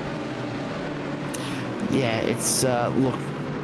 I'm just looking a little bit further field. I'm running my head over what's happening with some of these numbers and trying to figure out how they're going to do the fuel. We're getting to lap 8 now, where it's getting to the time you would think we'll start to see some drivers come in. Thomas Searle is in, so he's one of those drivers that has made that decision. I'm just looking at a couple other drivers that might want to think about trying to get out of the traffic. Reece Wakefield being a big one of those. He is doing some pretty solid lap time still. He's in the 36s. Everyone else around him is either doing a very similar lap time or in the 37s, so not quite as quick.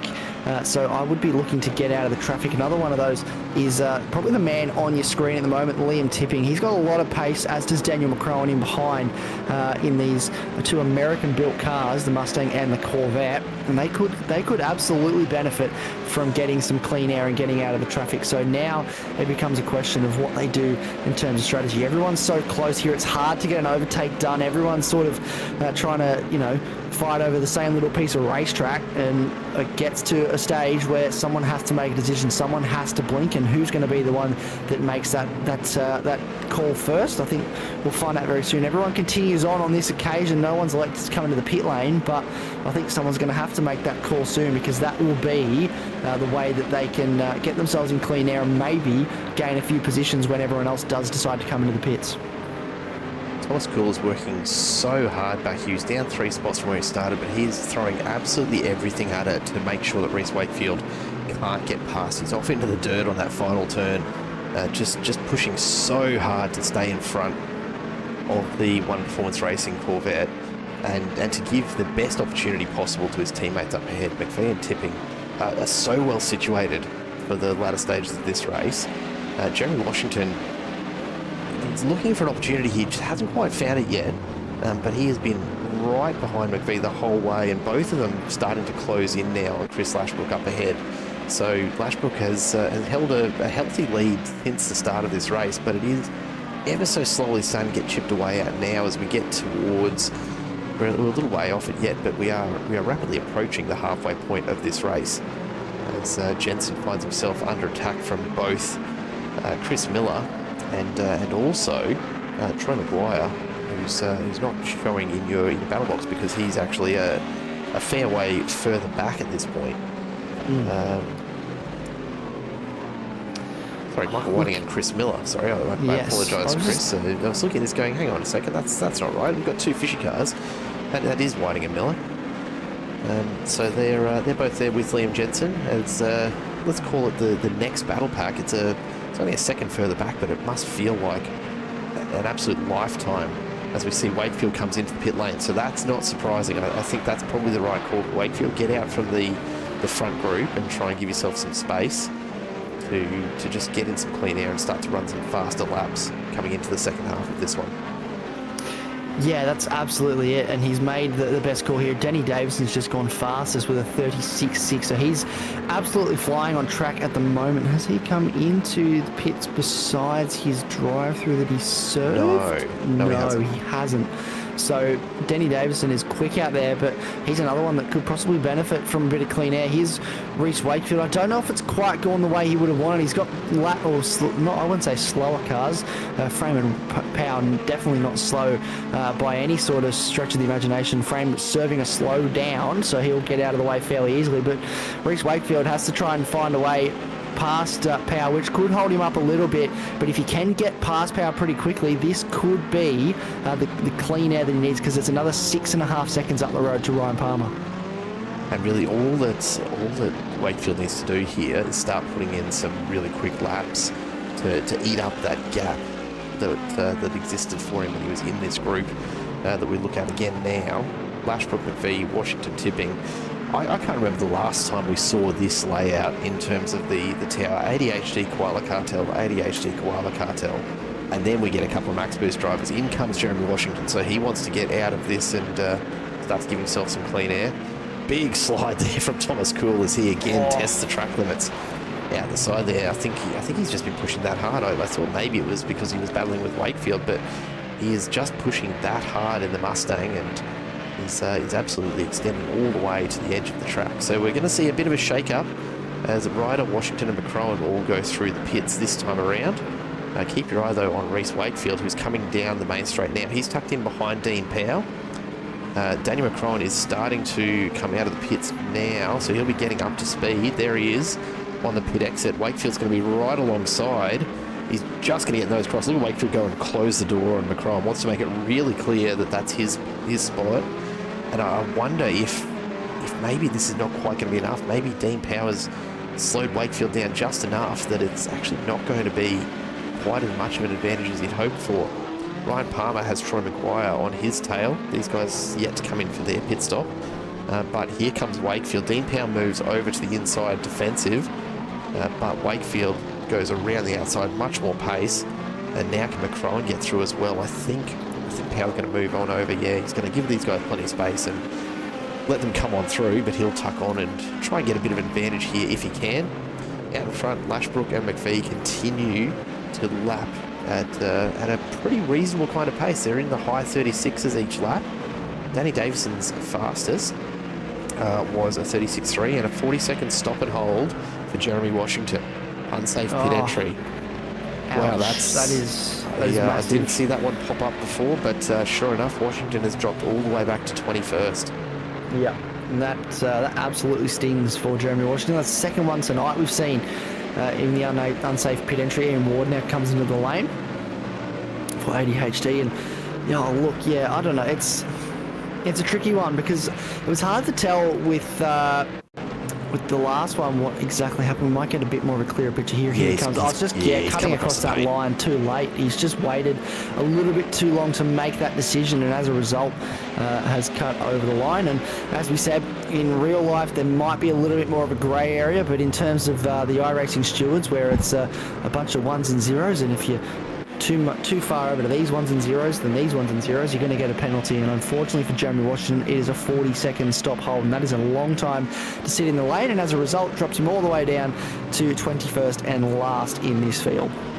Now that said, I think if we're talking about degrees of infringement on that pit lane entry, Jeremy Washington's is pretty clear cut. He took a lot of that painted median getting across there. Who was it? Was one of the Fishy drivers, I think, in the first race, wasn't it? That it found himself on the end of that stop Maguire. and hold. It was Maguire who copped it. He only barely clipped that paint, so it just tells you there's very, very little appetite for a late decision on that pit entry here at Hockenheimring as Liam Tipping comes on through and Thomas Cool picks up another spot in that changeover. It's clearly one where you have to make the decision very, very early, because you touch that paint, that median at all, and you're getting slapped with a very, very aggressive, and it is standard. The 40-second stop and hold is an iRacing standard. You'll get that at any track where you have an unsafe pit entry or pit exit. But particularly here, that does feel pretty aggressive for a very small infringement on the entry of it. But again, like in real life racing, if they're going to get you for it, it is going to be a pretty impactful kind of a penalty, because they really do want to discourage that sort of behaviour. Yeah, absolutely. They don't want people, just driving across the painted lines to come into the pit lane because they've decided they want to pit at the last second. They want people to make that decision before they get there, to make their predictability of the drivers and the safety just a little bit easier, so that we don't have anyone trying to go up the inside in that final corner and someone decides last second, but I'm gonna go across and come into the pit lane, and then there's a massive incident. That's the last thing we want. I'm on board with Trent in the chat, by the way. I like this guy. He says throw a yellow for the lols. I'm absolutely on board with just throwing a yellow, because why not? I think we could spice up the strategy a little bit by throwing one and making things a little bit more exciting. And I'm always down for a bit more excitement when we get to lap 14. So about 12 laps to go in this race, including this one that we've just started. Chris Lashbrook still leading the way, but he's being closed in by Chris Lashbrook. Look how wide they are on the exit at turn one. I'm very surprised no one's getting a slowdown for that, because that is absolutely testing the track limits here. Chris Lashbrook was one of the drivers to get a slowdown in race number one, one of the few drivers actually to get a slowdown in race number one, we suspect for running a bit too wide at turn one. So hopefully he does not find himself in the same boat here. I'm watching Reece Wakefield. He's doing 36.5 at the moment. He is flying about half a second a lap quicker at least than the guys at the front of this field. A 37.1 on the previous occasion for Chris Lashbrook. That's 0.6 difference.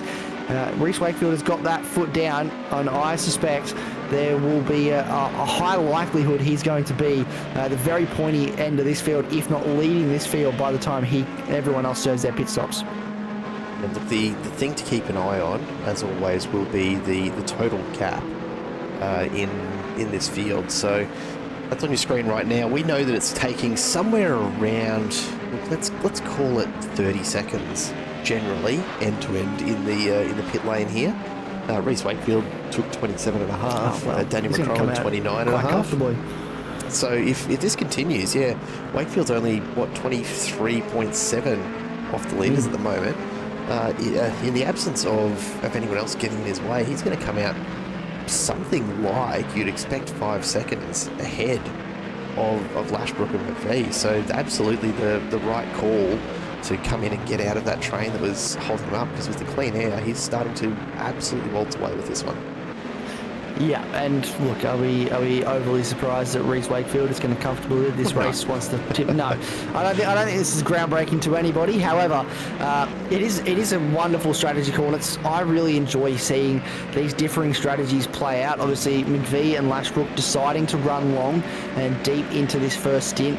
With the fact they're not really changing tyres, it doesn't make too much of a difference when you come into pits. It's just all about getting yourself in clean air, which is exactly what Wakefield did up the inside. Now McVie thinks about it. Lashbrook's left him room, and as a result, they're now side by side in the exit of the hairpin. It sort of was like Lashbrook decided he was going to take the corner, and then last minute changed his mind. And I think he saw McVie coming. He did, and was worried about McVie actually pulling up in time. He saw him very late as well. He was just going to take his line, and then a little bit of side-to-side contact. That's standard for Koala Cartel and ADHD. This is some traditional Koala ADHD combat right now, ladies and gentlemen. They are getting the elbows out well and truly as they continue to battle on for the lead of this race. But yeah, that was certainly, I think, just a last-minute realisation from Chris Lashbrook that Cruz McVie may not pull that car up in time if he did take his normal line, and had to open up the steering a little bit, which did open the door for McVie, but wasn't able to capitalise. And for now, Lashbrook continues to lead, and McVie, as a result, has dived into the pit lane. So Lashbrook's going to continue on. He won't be able to continue on for too much longer given the maximum amount of fuel, but this will give us a really good indication now with McVie coming into the lane of just where he'll come out in relation to Reece Wakefield, Daniel McCrowan, and all those guys behind that have already stopped in this race. And I think the answer will be significantly behind, because Wakefield is onto the pit straight, onto the main straight already. Cruz McVie still in the pits, and Wakefield goes past him now. McVie is on his way out of the pit lane now, but he's going to be a long way back. And yeah, look, it looks really like. I've just had a look at the timing tower. Again, it's just occurred to me. Look at the lineup of Corvettes right now. What is going on with the balancing performance for Hockenheimring? Oh, well, that is, yeah, I think we're going to take a photo of this and send it to iRacing and say, do something about these American cars, because you've got 3 Mustangs at the front of the field. 17 then you've got Corvettes. Yeah, you've got a bunch of Corvettes, then another Mustang inside the top 10. That is, ladies and gentlemen, my favourite word when it comes to talking about balanced performance. That is parity at its finest. There is, you will not get a better parity in the world than what you can currently see on your screen at the moment. The Corvettes, I don't know what we're going to do about this, but something has to be done, surely, because that is just ridiculous. I will point out, I'll ruin the fun a little bit. Whiting, Miller, Davison and Palmer yet to stop in this race. However, if there was to be, a miraculous end of the race right now, they would finish where they are, and that would look pretty good for Corvette. It would. It absolutely would. In terms of leader of those cars that have made their stops so far, Reece Wakefield is out in front as the leader of those who have come in. Danny Davison has just set the fastest lap. It's only a couple of tenths quicker than Wakefield, and Davison is only 11 seconds or so up the road. So when Davison does come into pit, he's going to get absolutely eclipsed by Wakefield. This is going to be a massive victory for Wakefield again tonight, and it's not like I said, it's not a massive surprise given his dominance throughout this season. There's just no one that can stop him here. I'm starting to think that maybe there's I don't know, do we institute some kind of race control pardon? Everyone gets their first hit on Reece Wakefield free or something like that? Is that the way to stop him? Because I can't come up with much else at this point. Yeah, look, I don't really have any major ideas on how exactly we slow that man down. We did have a couple drivers at the start of the season that were also in the One Performance Racing camp that did give him a run for his money, but Reece Wakefield has really just stuck it out and become the lead driver, if you will, across this field time and time again this season. We're seeing it in the supercars on Monday night as well with the Eclipse Sim Sports guys and James Scott, Matthew Bowler and Hayden Veld. I know Hayden's watching, so give a little shout out to my good mate Hayden. And then, yeah, look, One Performance Racing, Reese Wakefield, these guys are absolutely dominating, I think is the correct term, the GT3s at the moment. And I don't exactly know how you stop him. Maybe we find maybe an old GT3 car and force him to get in that. Maybe we put him in a GT4 car for next season. That could be something we could do to slow him down a little bit. I think he'd still be on the podium every single round, but it might stop him from winning every single race if we put him in a GT4. Well, yeah, and then the alternative, yeah, put it every round at Adelaide next season. That seemed to do it for him as well. Look, there are a few ways we can approach this. I'm not saying there are any bad ideas or any good ideas. It's just ideas at this moment, folks. So feel free to submit them in writing to MC Motorsport at. No, look, seriously though, this is. Reese is absolutely one of the top GT3 drivers that you'll find in the country.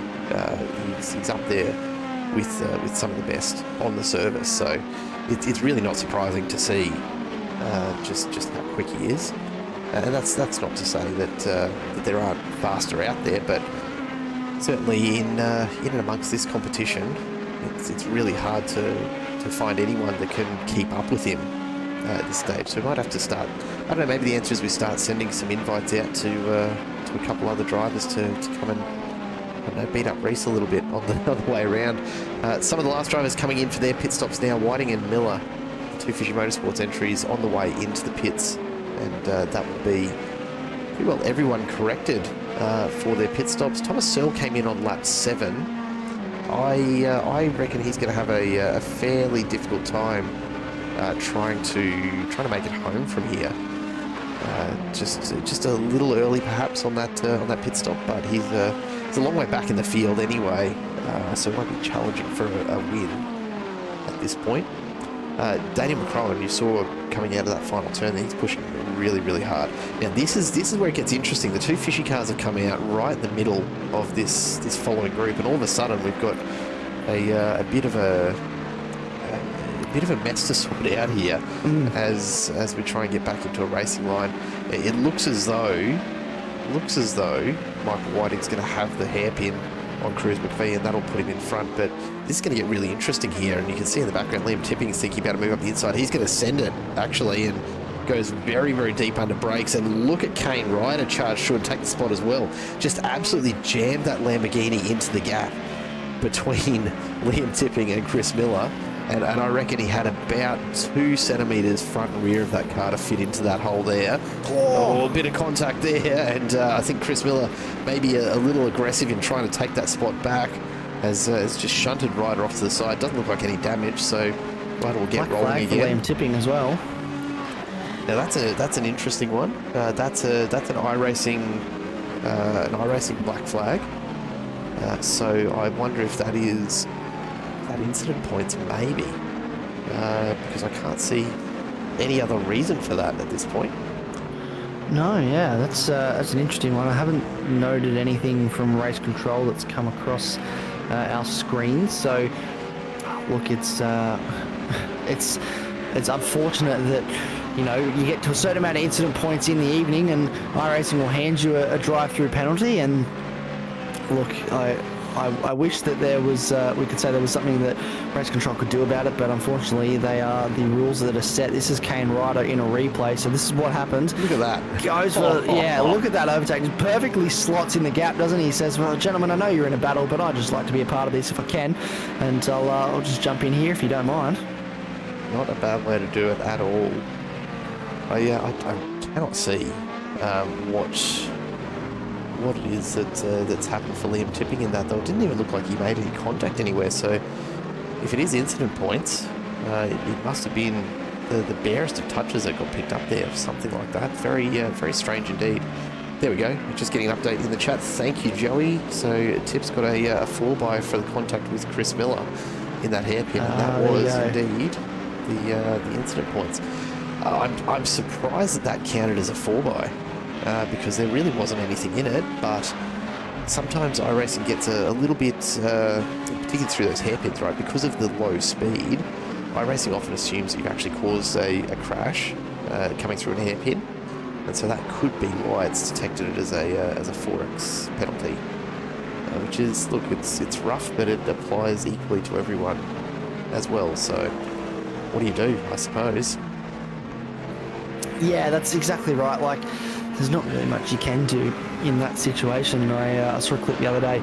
There's a guy that did a NASCAR race at Sonoma on the world's smallest oval. It was actually quite hilarious. But every time you touched a car, you got a 4 times penalty, and if you got 17 incident points, you were out. And by the time they got to about lap 20, half the field was disqualified because you touched the car just a little bit too hard, and you get that 4x penalty. And unfortunately, for Liam Tipping, thankfully he's not disqualified. He doesn't get removed from the race, but he does have to serve a drive-through. And if he doesn't serve that drive-through, I think it's within 3 laps, I believe, he will actually be disqualified from the race. So hopefully he's aware that he's got it, and he'll serve it in the coming laps so that he can avoid getting that drive-through. This is Ryan Palmer and James Foster battling away for 13th place on the road. Ryan Palmer trying to recover from a pretty major incident up the inside into the hairpin, throws the car in, and a lovely drive off the corner there for the ADHD driver, and he's got that spot pretty much done and dusted, I would think. James Foster trying to make a point of it, though, around the outside. Ryan Palmer runs him a little bit wide. He's going to be up the inside into the hairpin here. Ryan Palmer will have to fall in behind again. Does go for the switchback. It's going to leave him vulnerable on the outside here, though. But he tries to sweep past him, and he does actually get that position done now. Pulls the car across in front to solidify his position there. And that was probably a little bit harder than I think Ryan Palmer was expecting it to be as he tries to fight back through this field.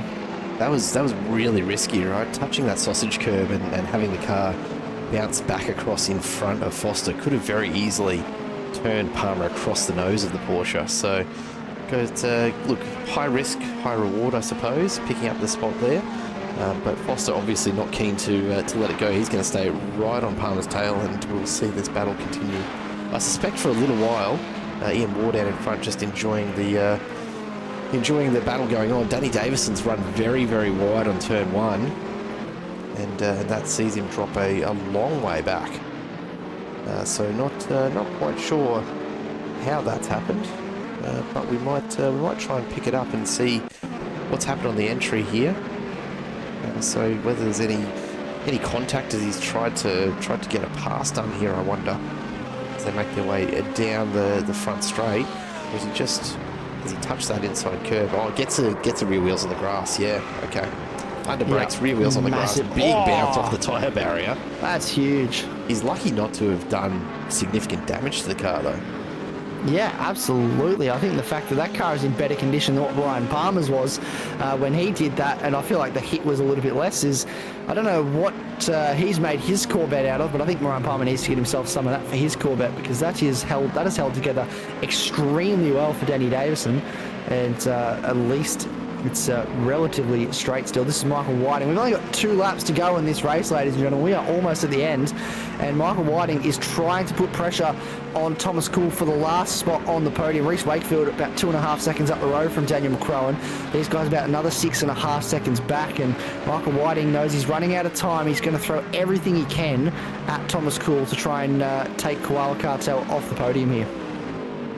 One of the things I did want to go back and have a look at, it's going back a little way now, but I just picked up on Liam Jensen's pit entry. I was expecting him to actually end up with a stop and hold penalty for his entry, because he came really close to actually cutting this median as well. Watch how close he is. It takes just that little bit of pain. I actually reckon the only thing that saved him there was that the halfway point of the car, the midline of the car, stayed on the right side of that median. That was so close to what we saw the penalty issued to Maguire for in the first race. It really is about millimetres. Yeah, it really is. It's a game of how close can you get to the line without actually crossing the line and breaking the rule in the eyes of the game. And for Liam Tipping in that situation, he's gotten away. Sorry, Liam Jensen, I should say. He's gotten away with it, and managed to continue on without having to sit in the pit lane for 40 seconds. So, look, it's all part of it. And now we see Ryan Palmer putting pressure on his ADHD teammate in Ian Ward. So there's a bit of an inter-team battle going on. And Thomas Searle's putting a lot of pressure on Chris Lashbrook here as well, back up into 8th place. Was leading this race at one stage, chose to stay out for a fair while. And who's that off the road? Kane Ryder off the road. So Kane Ryder, something has happened to the Lamborghini and is losing a bunch of positions. Here we go. This is a replay of what exactly has happened. It looks like it's already damaged at that point. Dips the wheel onto the grass. Dips the wheel on the grass and backs it over across the road, spins it round, a little bit of a pirouette. It's going to start it rolling again, but by that point he's lost a handful of positions. At least it looks good while it's happening. I really That's do exactly like right. the look of the Lambos. Start points. One of the best looking GT3 cars, and you won't change your mind on that one. The real question I have when we look at the ADHD battle going on back there in 11th and 12th, Ian Ward and Ryan Palmer still nose to tail at the moment. Thomas Searle looking for an opportunity as Lashbrook defends the inside of that hairpin. He's going to make Searle go around the outside here and really earn this spot.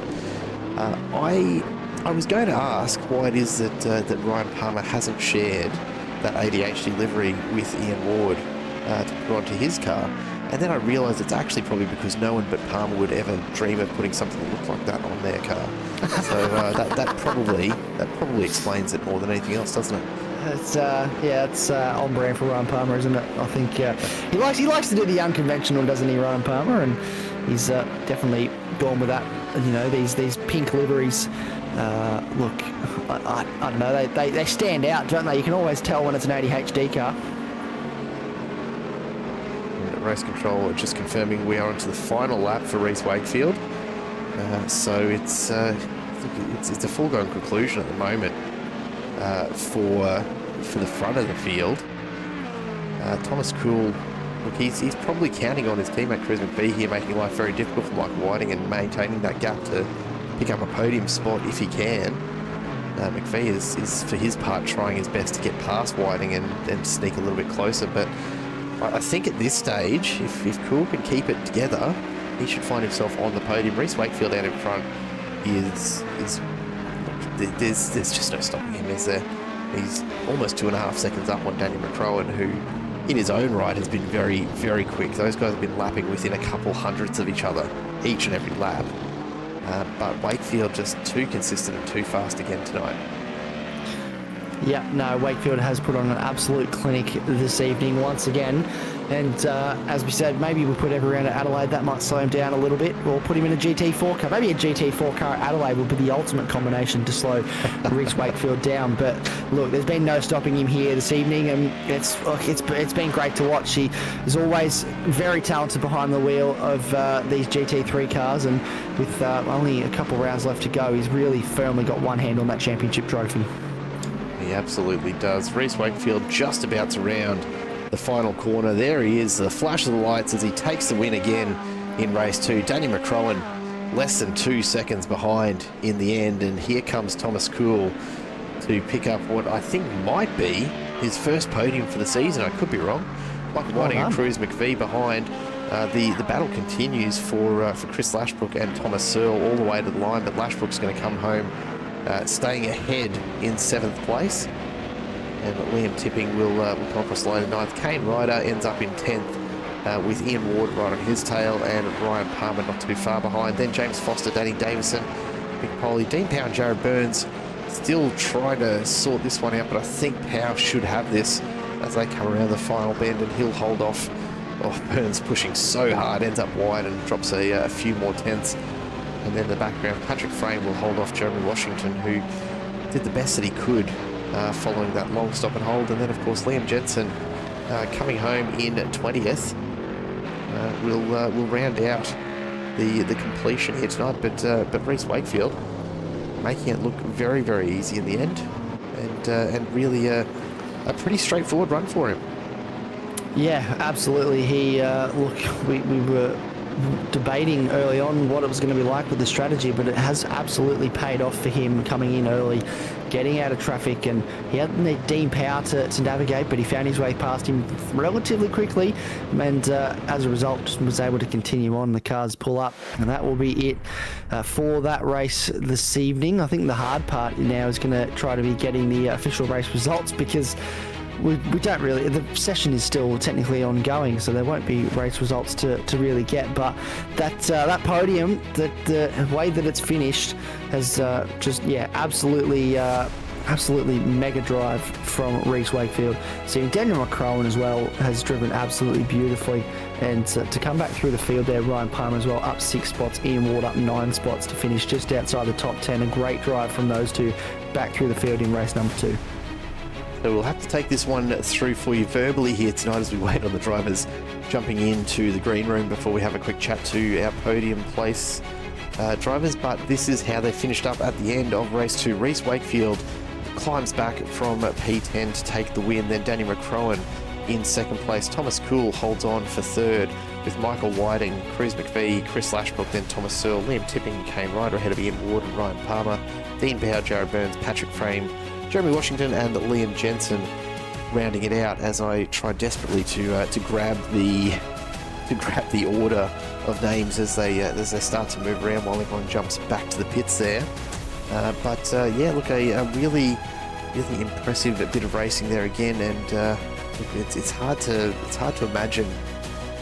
It's hard to imagine that anyone's gonna stop Reece Wakefield anywhere except perhaps Adelaide.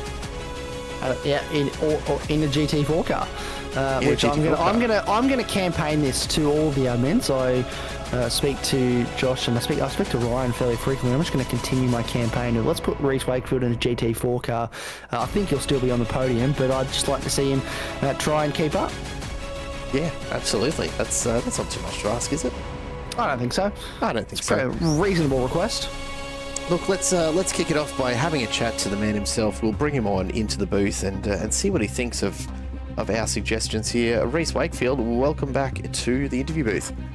Thanks for having me, mate. Good to have you along, and a bit of a change tonight. You're stuck talking to me for the first time in a while, honestly. As we it's see always that, great to hear your voice, Jared. Oh, too kind, mate. Too kind.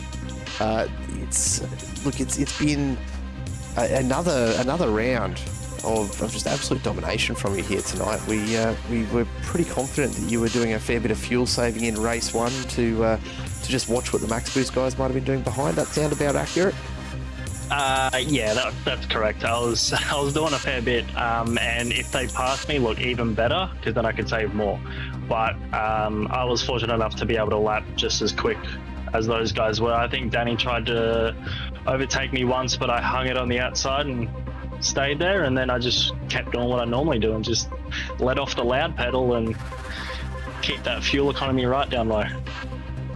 Well, mate, it's certainly paid off there. And then I take it for race 2, the strategy was relatively similar, but looking for a bit of clean air, perhaps a little bit earlier. And we certainly saw you pick up the pace once you did come in outside of the got back out of the pits after that stop. How much were you finding yourself held up by the reverse top 10 here tonight? Because it seemed to be slowing you down quite a bit. I wouldn't say it was holding me up. My strategy was to see what happened on lap 1. If I could get maybe in the top 5 by the end of lap 1, I probably would have kept going. But I was in 8th, and it was not a lot was happening. Like even Daniel McCrowan, Kane Ryder, they weren't particularly doing anything either. So I assumed they were also trying to fuel save. So I actually worked out my fuel numbers not long before race 1 starts, so I knew pretty much how much I needed left in the tank to make an early stop, and that's what I did. I bit the bullet. I went for that early stop just to get out into some clean air and give the Corvette some well-deserved bit of fresh tarmac, and then I just pretty much went flat out from there. I did have to fuel save a little bit towards the end. I think across the line with 0.8 of a litre left, so luckily, I know what I'm doing with the fuel save. It got me there in the end. So 0.8 of a litre in a Corvette, that's probably about 1 revolution of the motor, isn't it? something Yeah, something pretty like that much. with the fuel use of those things. Mate, another brilliant effort again tonight, and great to see. It's just more points added to your tally. I think at this point the only question is whether you're going to crack the 2,000 point mark by the end of the season, and you're certainly well and truly on track to do that. I think tonight we'll probably actually do it if I'm not too far wrong. It'll depend on your drop round, of course, but mate, another great round tonight for you, and onwards and upwards towards that championship trophy once again, mate. Congratulations. Anyone you want to say hi to and to say thanks to if we give you a moment before you go? Obviously, big thanks to you guys for putting this beautiful broadcast on. I mean, none of this would look as pretty if it wasn't you behind the computer. So big thanks to you. Also, shout out to One Performance Racing's boys. Big. I mean, they constantly push myself to become a better driver. So if it wasn't for them, I don't think I'd be where I am now. And big thanks to pretty much everyone who races in this league. Like, the competition's great. And if anyone out there is watching, looking to get interested, season 5 comes up. Maybe I think it's just before, just after Easter. I think it's April 15th, first round. So if you want to come race with us, sign up, and I hope to see you all on track. And bonus points for any new competitor that signs up and takes out Reece Wakefield from our perspective. I'll take those royalties on the sly, please and thank you. Mate, well done again tonight, and thanks so much for coming to have a chat to us. Thanks, guys. Thanks for having me. Reece Wakefield there takes the win in both races this evening, and not too far behind him was none other than Team Max Boost, a very own Daniel McCrone, who joins us in the booth now. G'day, Daniel. How are you? I'm all right. I'm a bit knackered after that one, but yeah, it was good fun. Hockenheimring is never an easy one, is it? It looks deceptively straightforward from our perspective, but you're working pretty hard behind the wheel there, especially trying to stick with someone like Reece. Yeah, he's. I think I've gotten a bit closer as the season's gone on, but yeah, he's a machine. He saves fuel. He's super quick.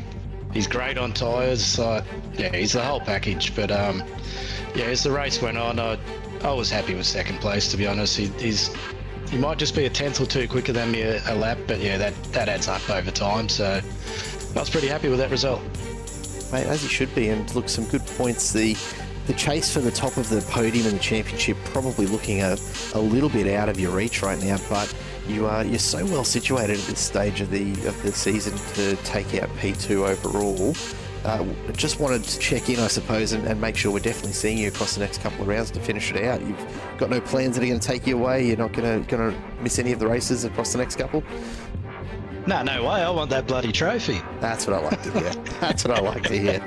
Mate, a great result for you again tonight. Well done. It was a pleasure to watch from our perspective, as it always is.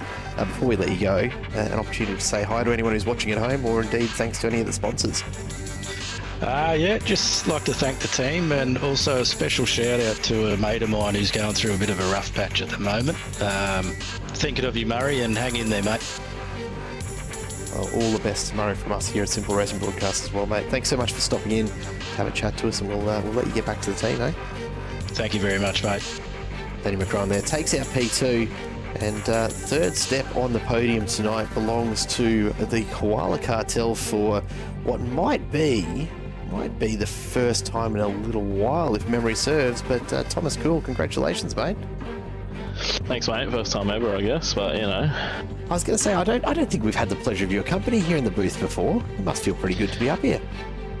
No, whenever I've got the pace, something happens. I mess myself up. It's just the common denominator for most of us koala boys, I guess. Look, I would offer the advice that the easiest thing to do is to actually blame ADHD for all your problems. It seems to work for me, and so I'm gonna really support that continuing. But it was yeah. Go on. No, you're right. So it was a bit of a dogfight there for a while. We're actually watching just some of the footage from you tangling with Jeremy Washington in the early stages of the races and just trying to get some of those moves done. Hockenheimring is not a track that offers much of an opportunity to pass, is it? No, I think I was pretty good on brakes coming into the hairpin, so I kind of had it covered if I needed to. Like, I was just braking a bit earlier for safety, but if someone was coming up, I knew I could kind of outbrake them. But I knew I could kind of hold these boys behind me for a bit, and then I just wobbled coming into the last part and had like 3 or 4 massive saves on the rear end of the car, which was a bit scary.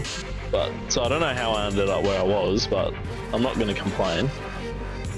Mate, you can never argue with the podium position in any of these races. It's a pretty hotly contested field here this season, and tonight no exception to that either. Mate, a very nice little bonus to pick up P3, I'm sure. Congratulations, and before we let you go, as always, is anyone watching that you want to say hello to or send a bit of a shout out to? Mate, the floor is yours. I'd just like to give a big shout out to Sabrina Carpenter for Hayden Veld. You know, I know that he'll be disappointed if I don't do that, so I've got to make sure that would be. Yeah, I've got to throw that one in there. Just a big thank you to Easy Motorcycle Spares and all the boys, but apart from that, just good race tonight. Mate, congratulations, a great result in the end, and we'll let you go and celebrate with all the other koala boys, eh? Thanks, mate. Have a good night, guys. Thank you again. Thomas Cool there takes the third step of the podium, and look, a bit of an unusual kind of finish in some ways there, Isaac, but all in all, another great night of racing as we get towards the final couple of rounds. I think considering how tidy it was here at Hockenheimring, we really didn't see too much in the way of door banging and the like. But look, I mean, next week, Bathurst. I am sitting here getting my finger exercises in, ready to hit the safety car button over and over again next week, I reckon. Yeah, well, I heard a little birdie that I was potentially going to be along next week for Bathurst as well. So hopefully I'm able to, you know, if I'm not in the booth, I'll definitely be watching, because I'm really looking forward to seeing what the cars can do around there. But as you said, a bit of an unconventional way to end the night. Looks like Chris Lashbrook said that his auto fuel turned itself back on, so it just decided to auto switch back on after he turned it off. So quite frustrating for a couple drivers this evening, and probably not the way they would have wanted that race to end. But technical difficulties, we do what we can, and they found the best way around it. But yes, Bathurst next week, looking forward to that one. It's going to be some electric action around there, absolutely no doubt. So if I'm not back in the booth next week, I really look forward to tuning in and watching it. As always, a massive thank you to Easy Motor Spares for their support of the MC Motorsport GT3 Championship this season. Always good to have some great sponsors on board, along with iRap Designs, Everything Simulated, and Sixpence Coffee, of course. And it's been an absolute pleasure once again tonight to bring you some more racing here from the MC Motorsport series. We'll be back again on Monday night as we enter into another round of MC V8s. And of course, Tuesday and Wednesday bringing you more racing action right here on Simple Racing Broadcasts. Thanks as always, of course, for tuning in at home. It's been great to have you along, and until next time we see you, it is goodbye for now.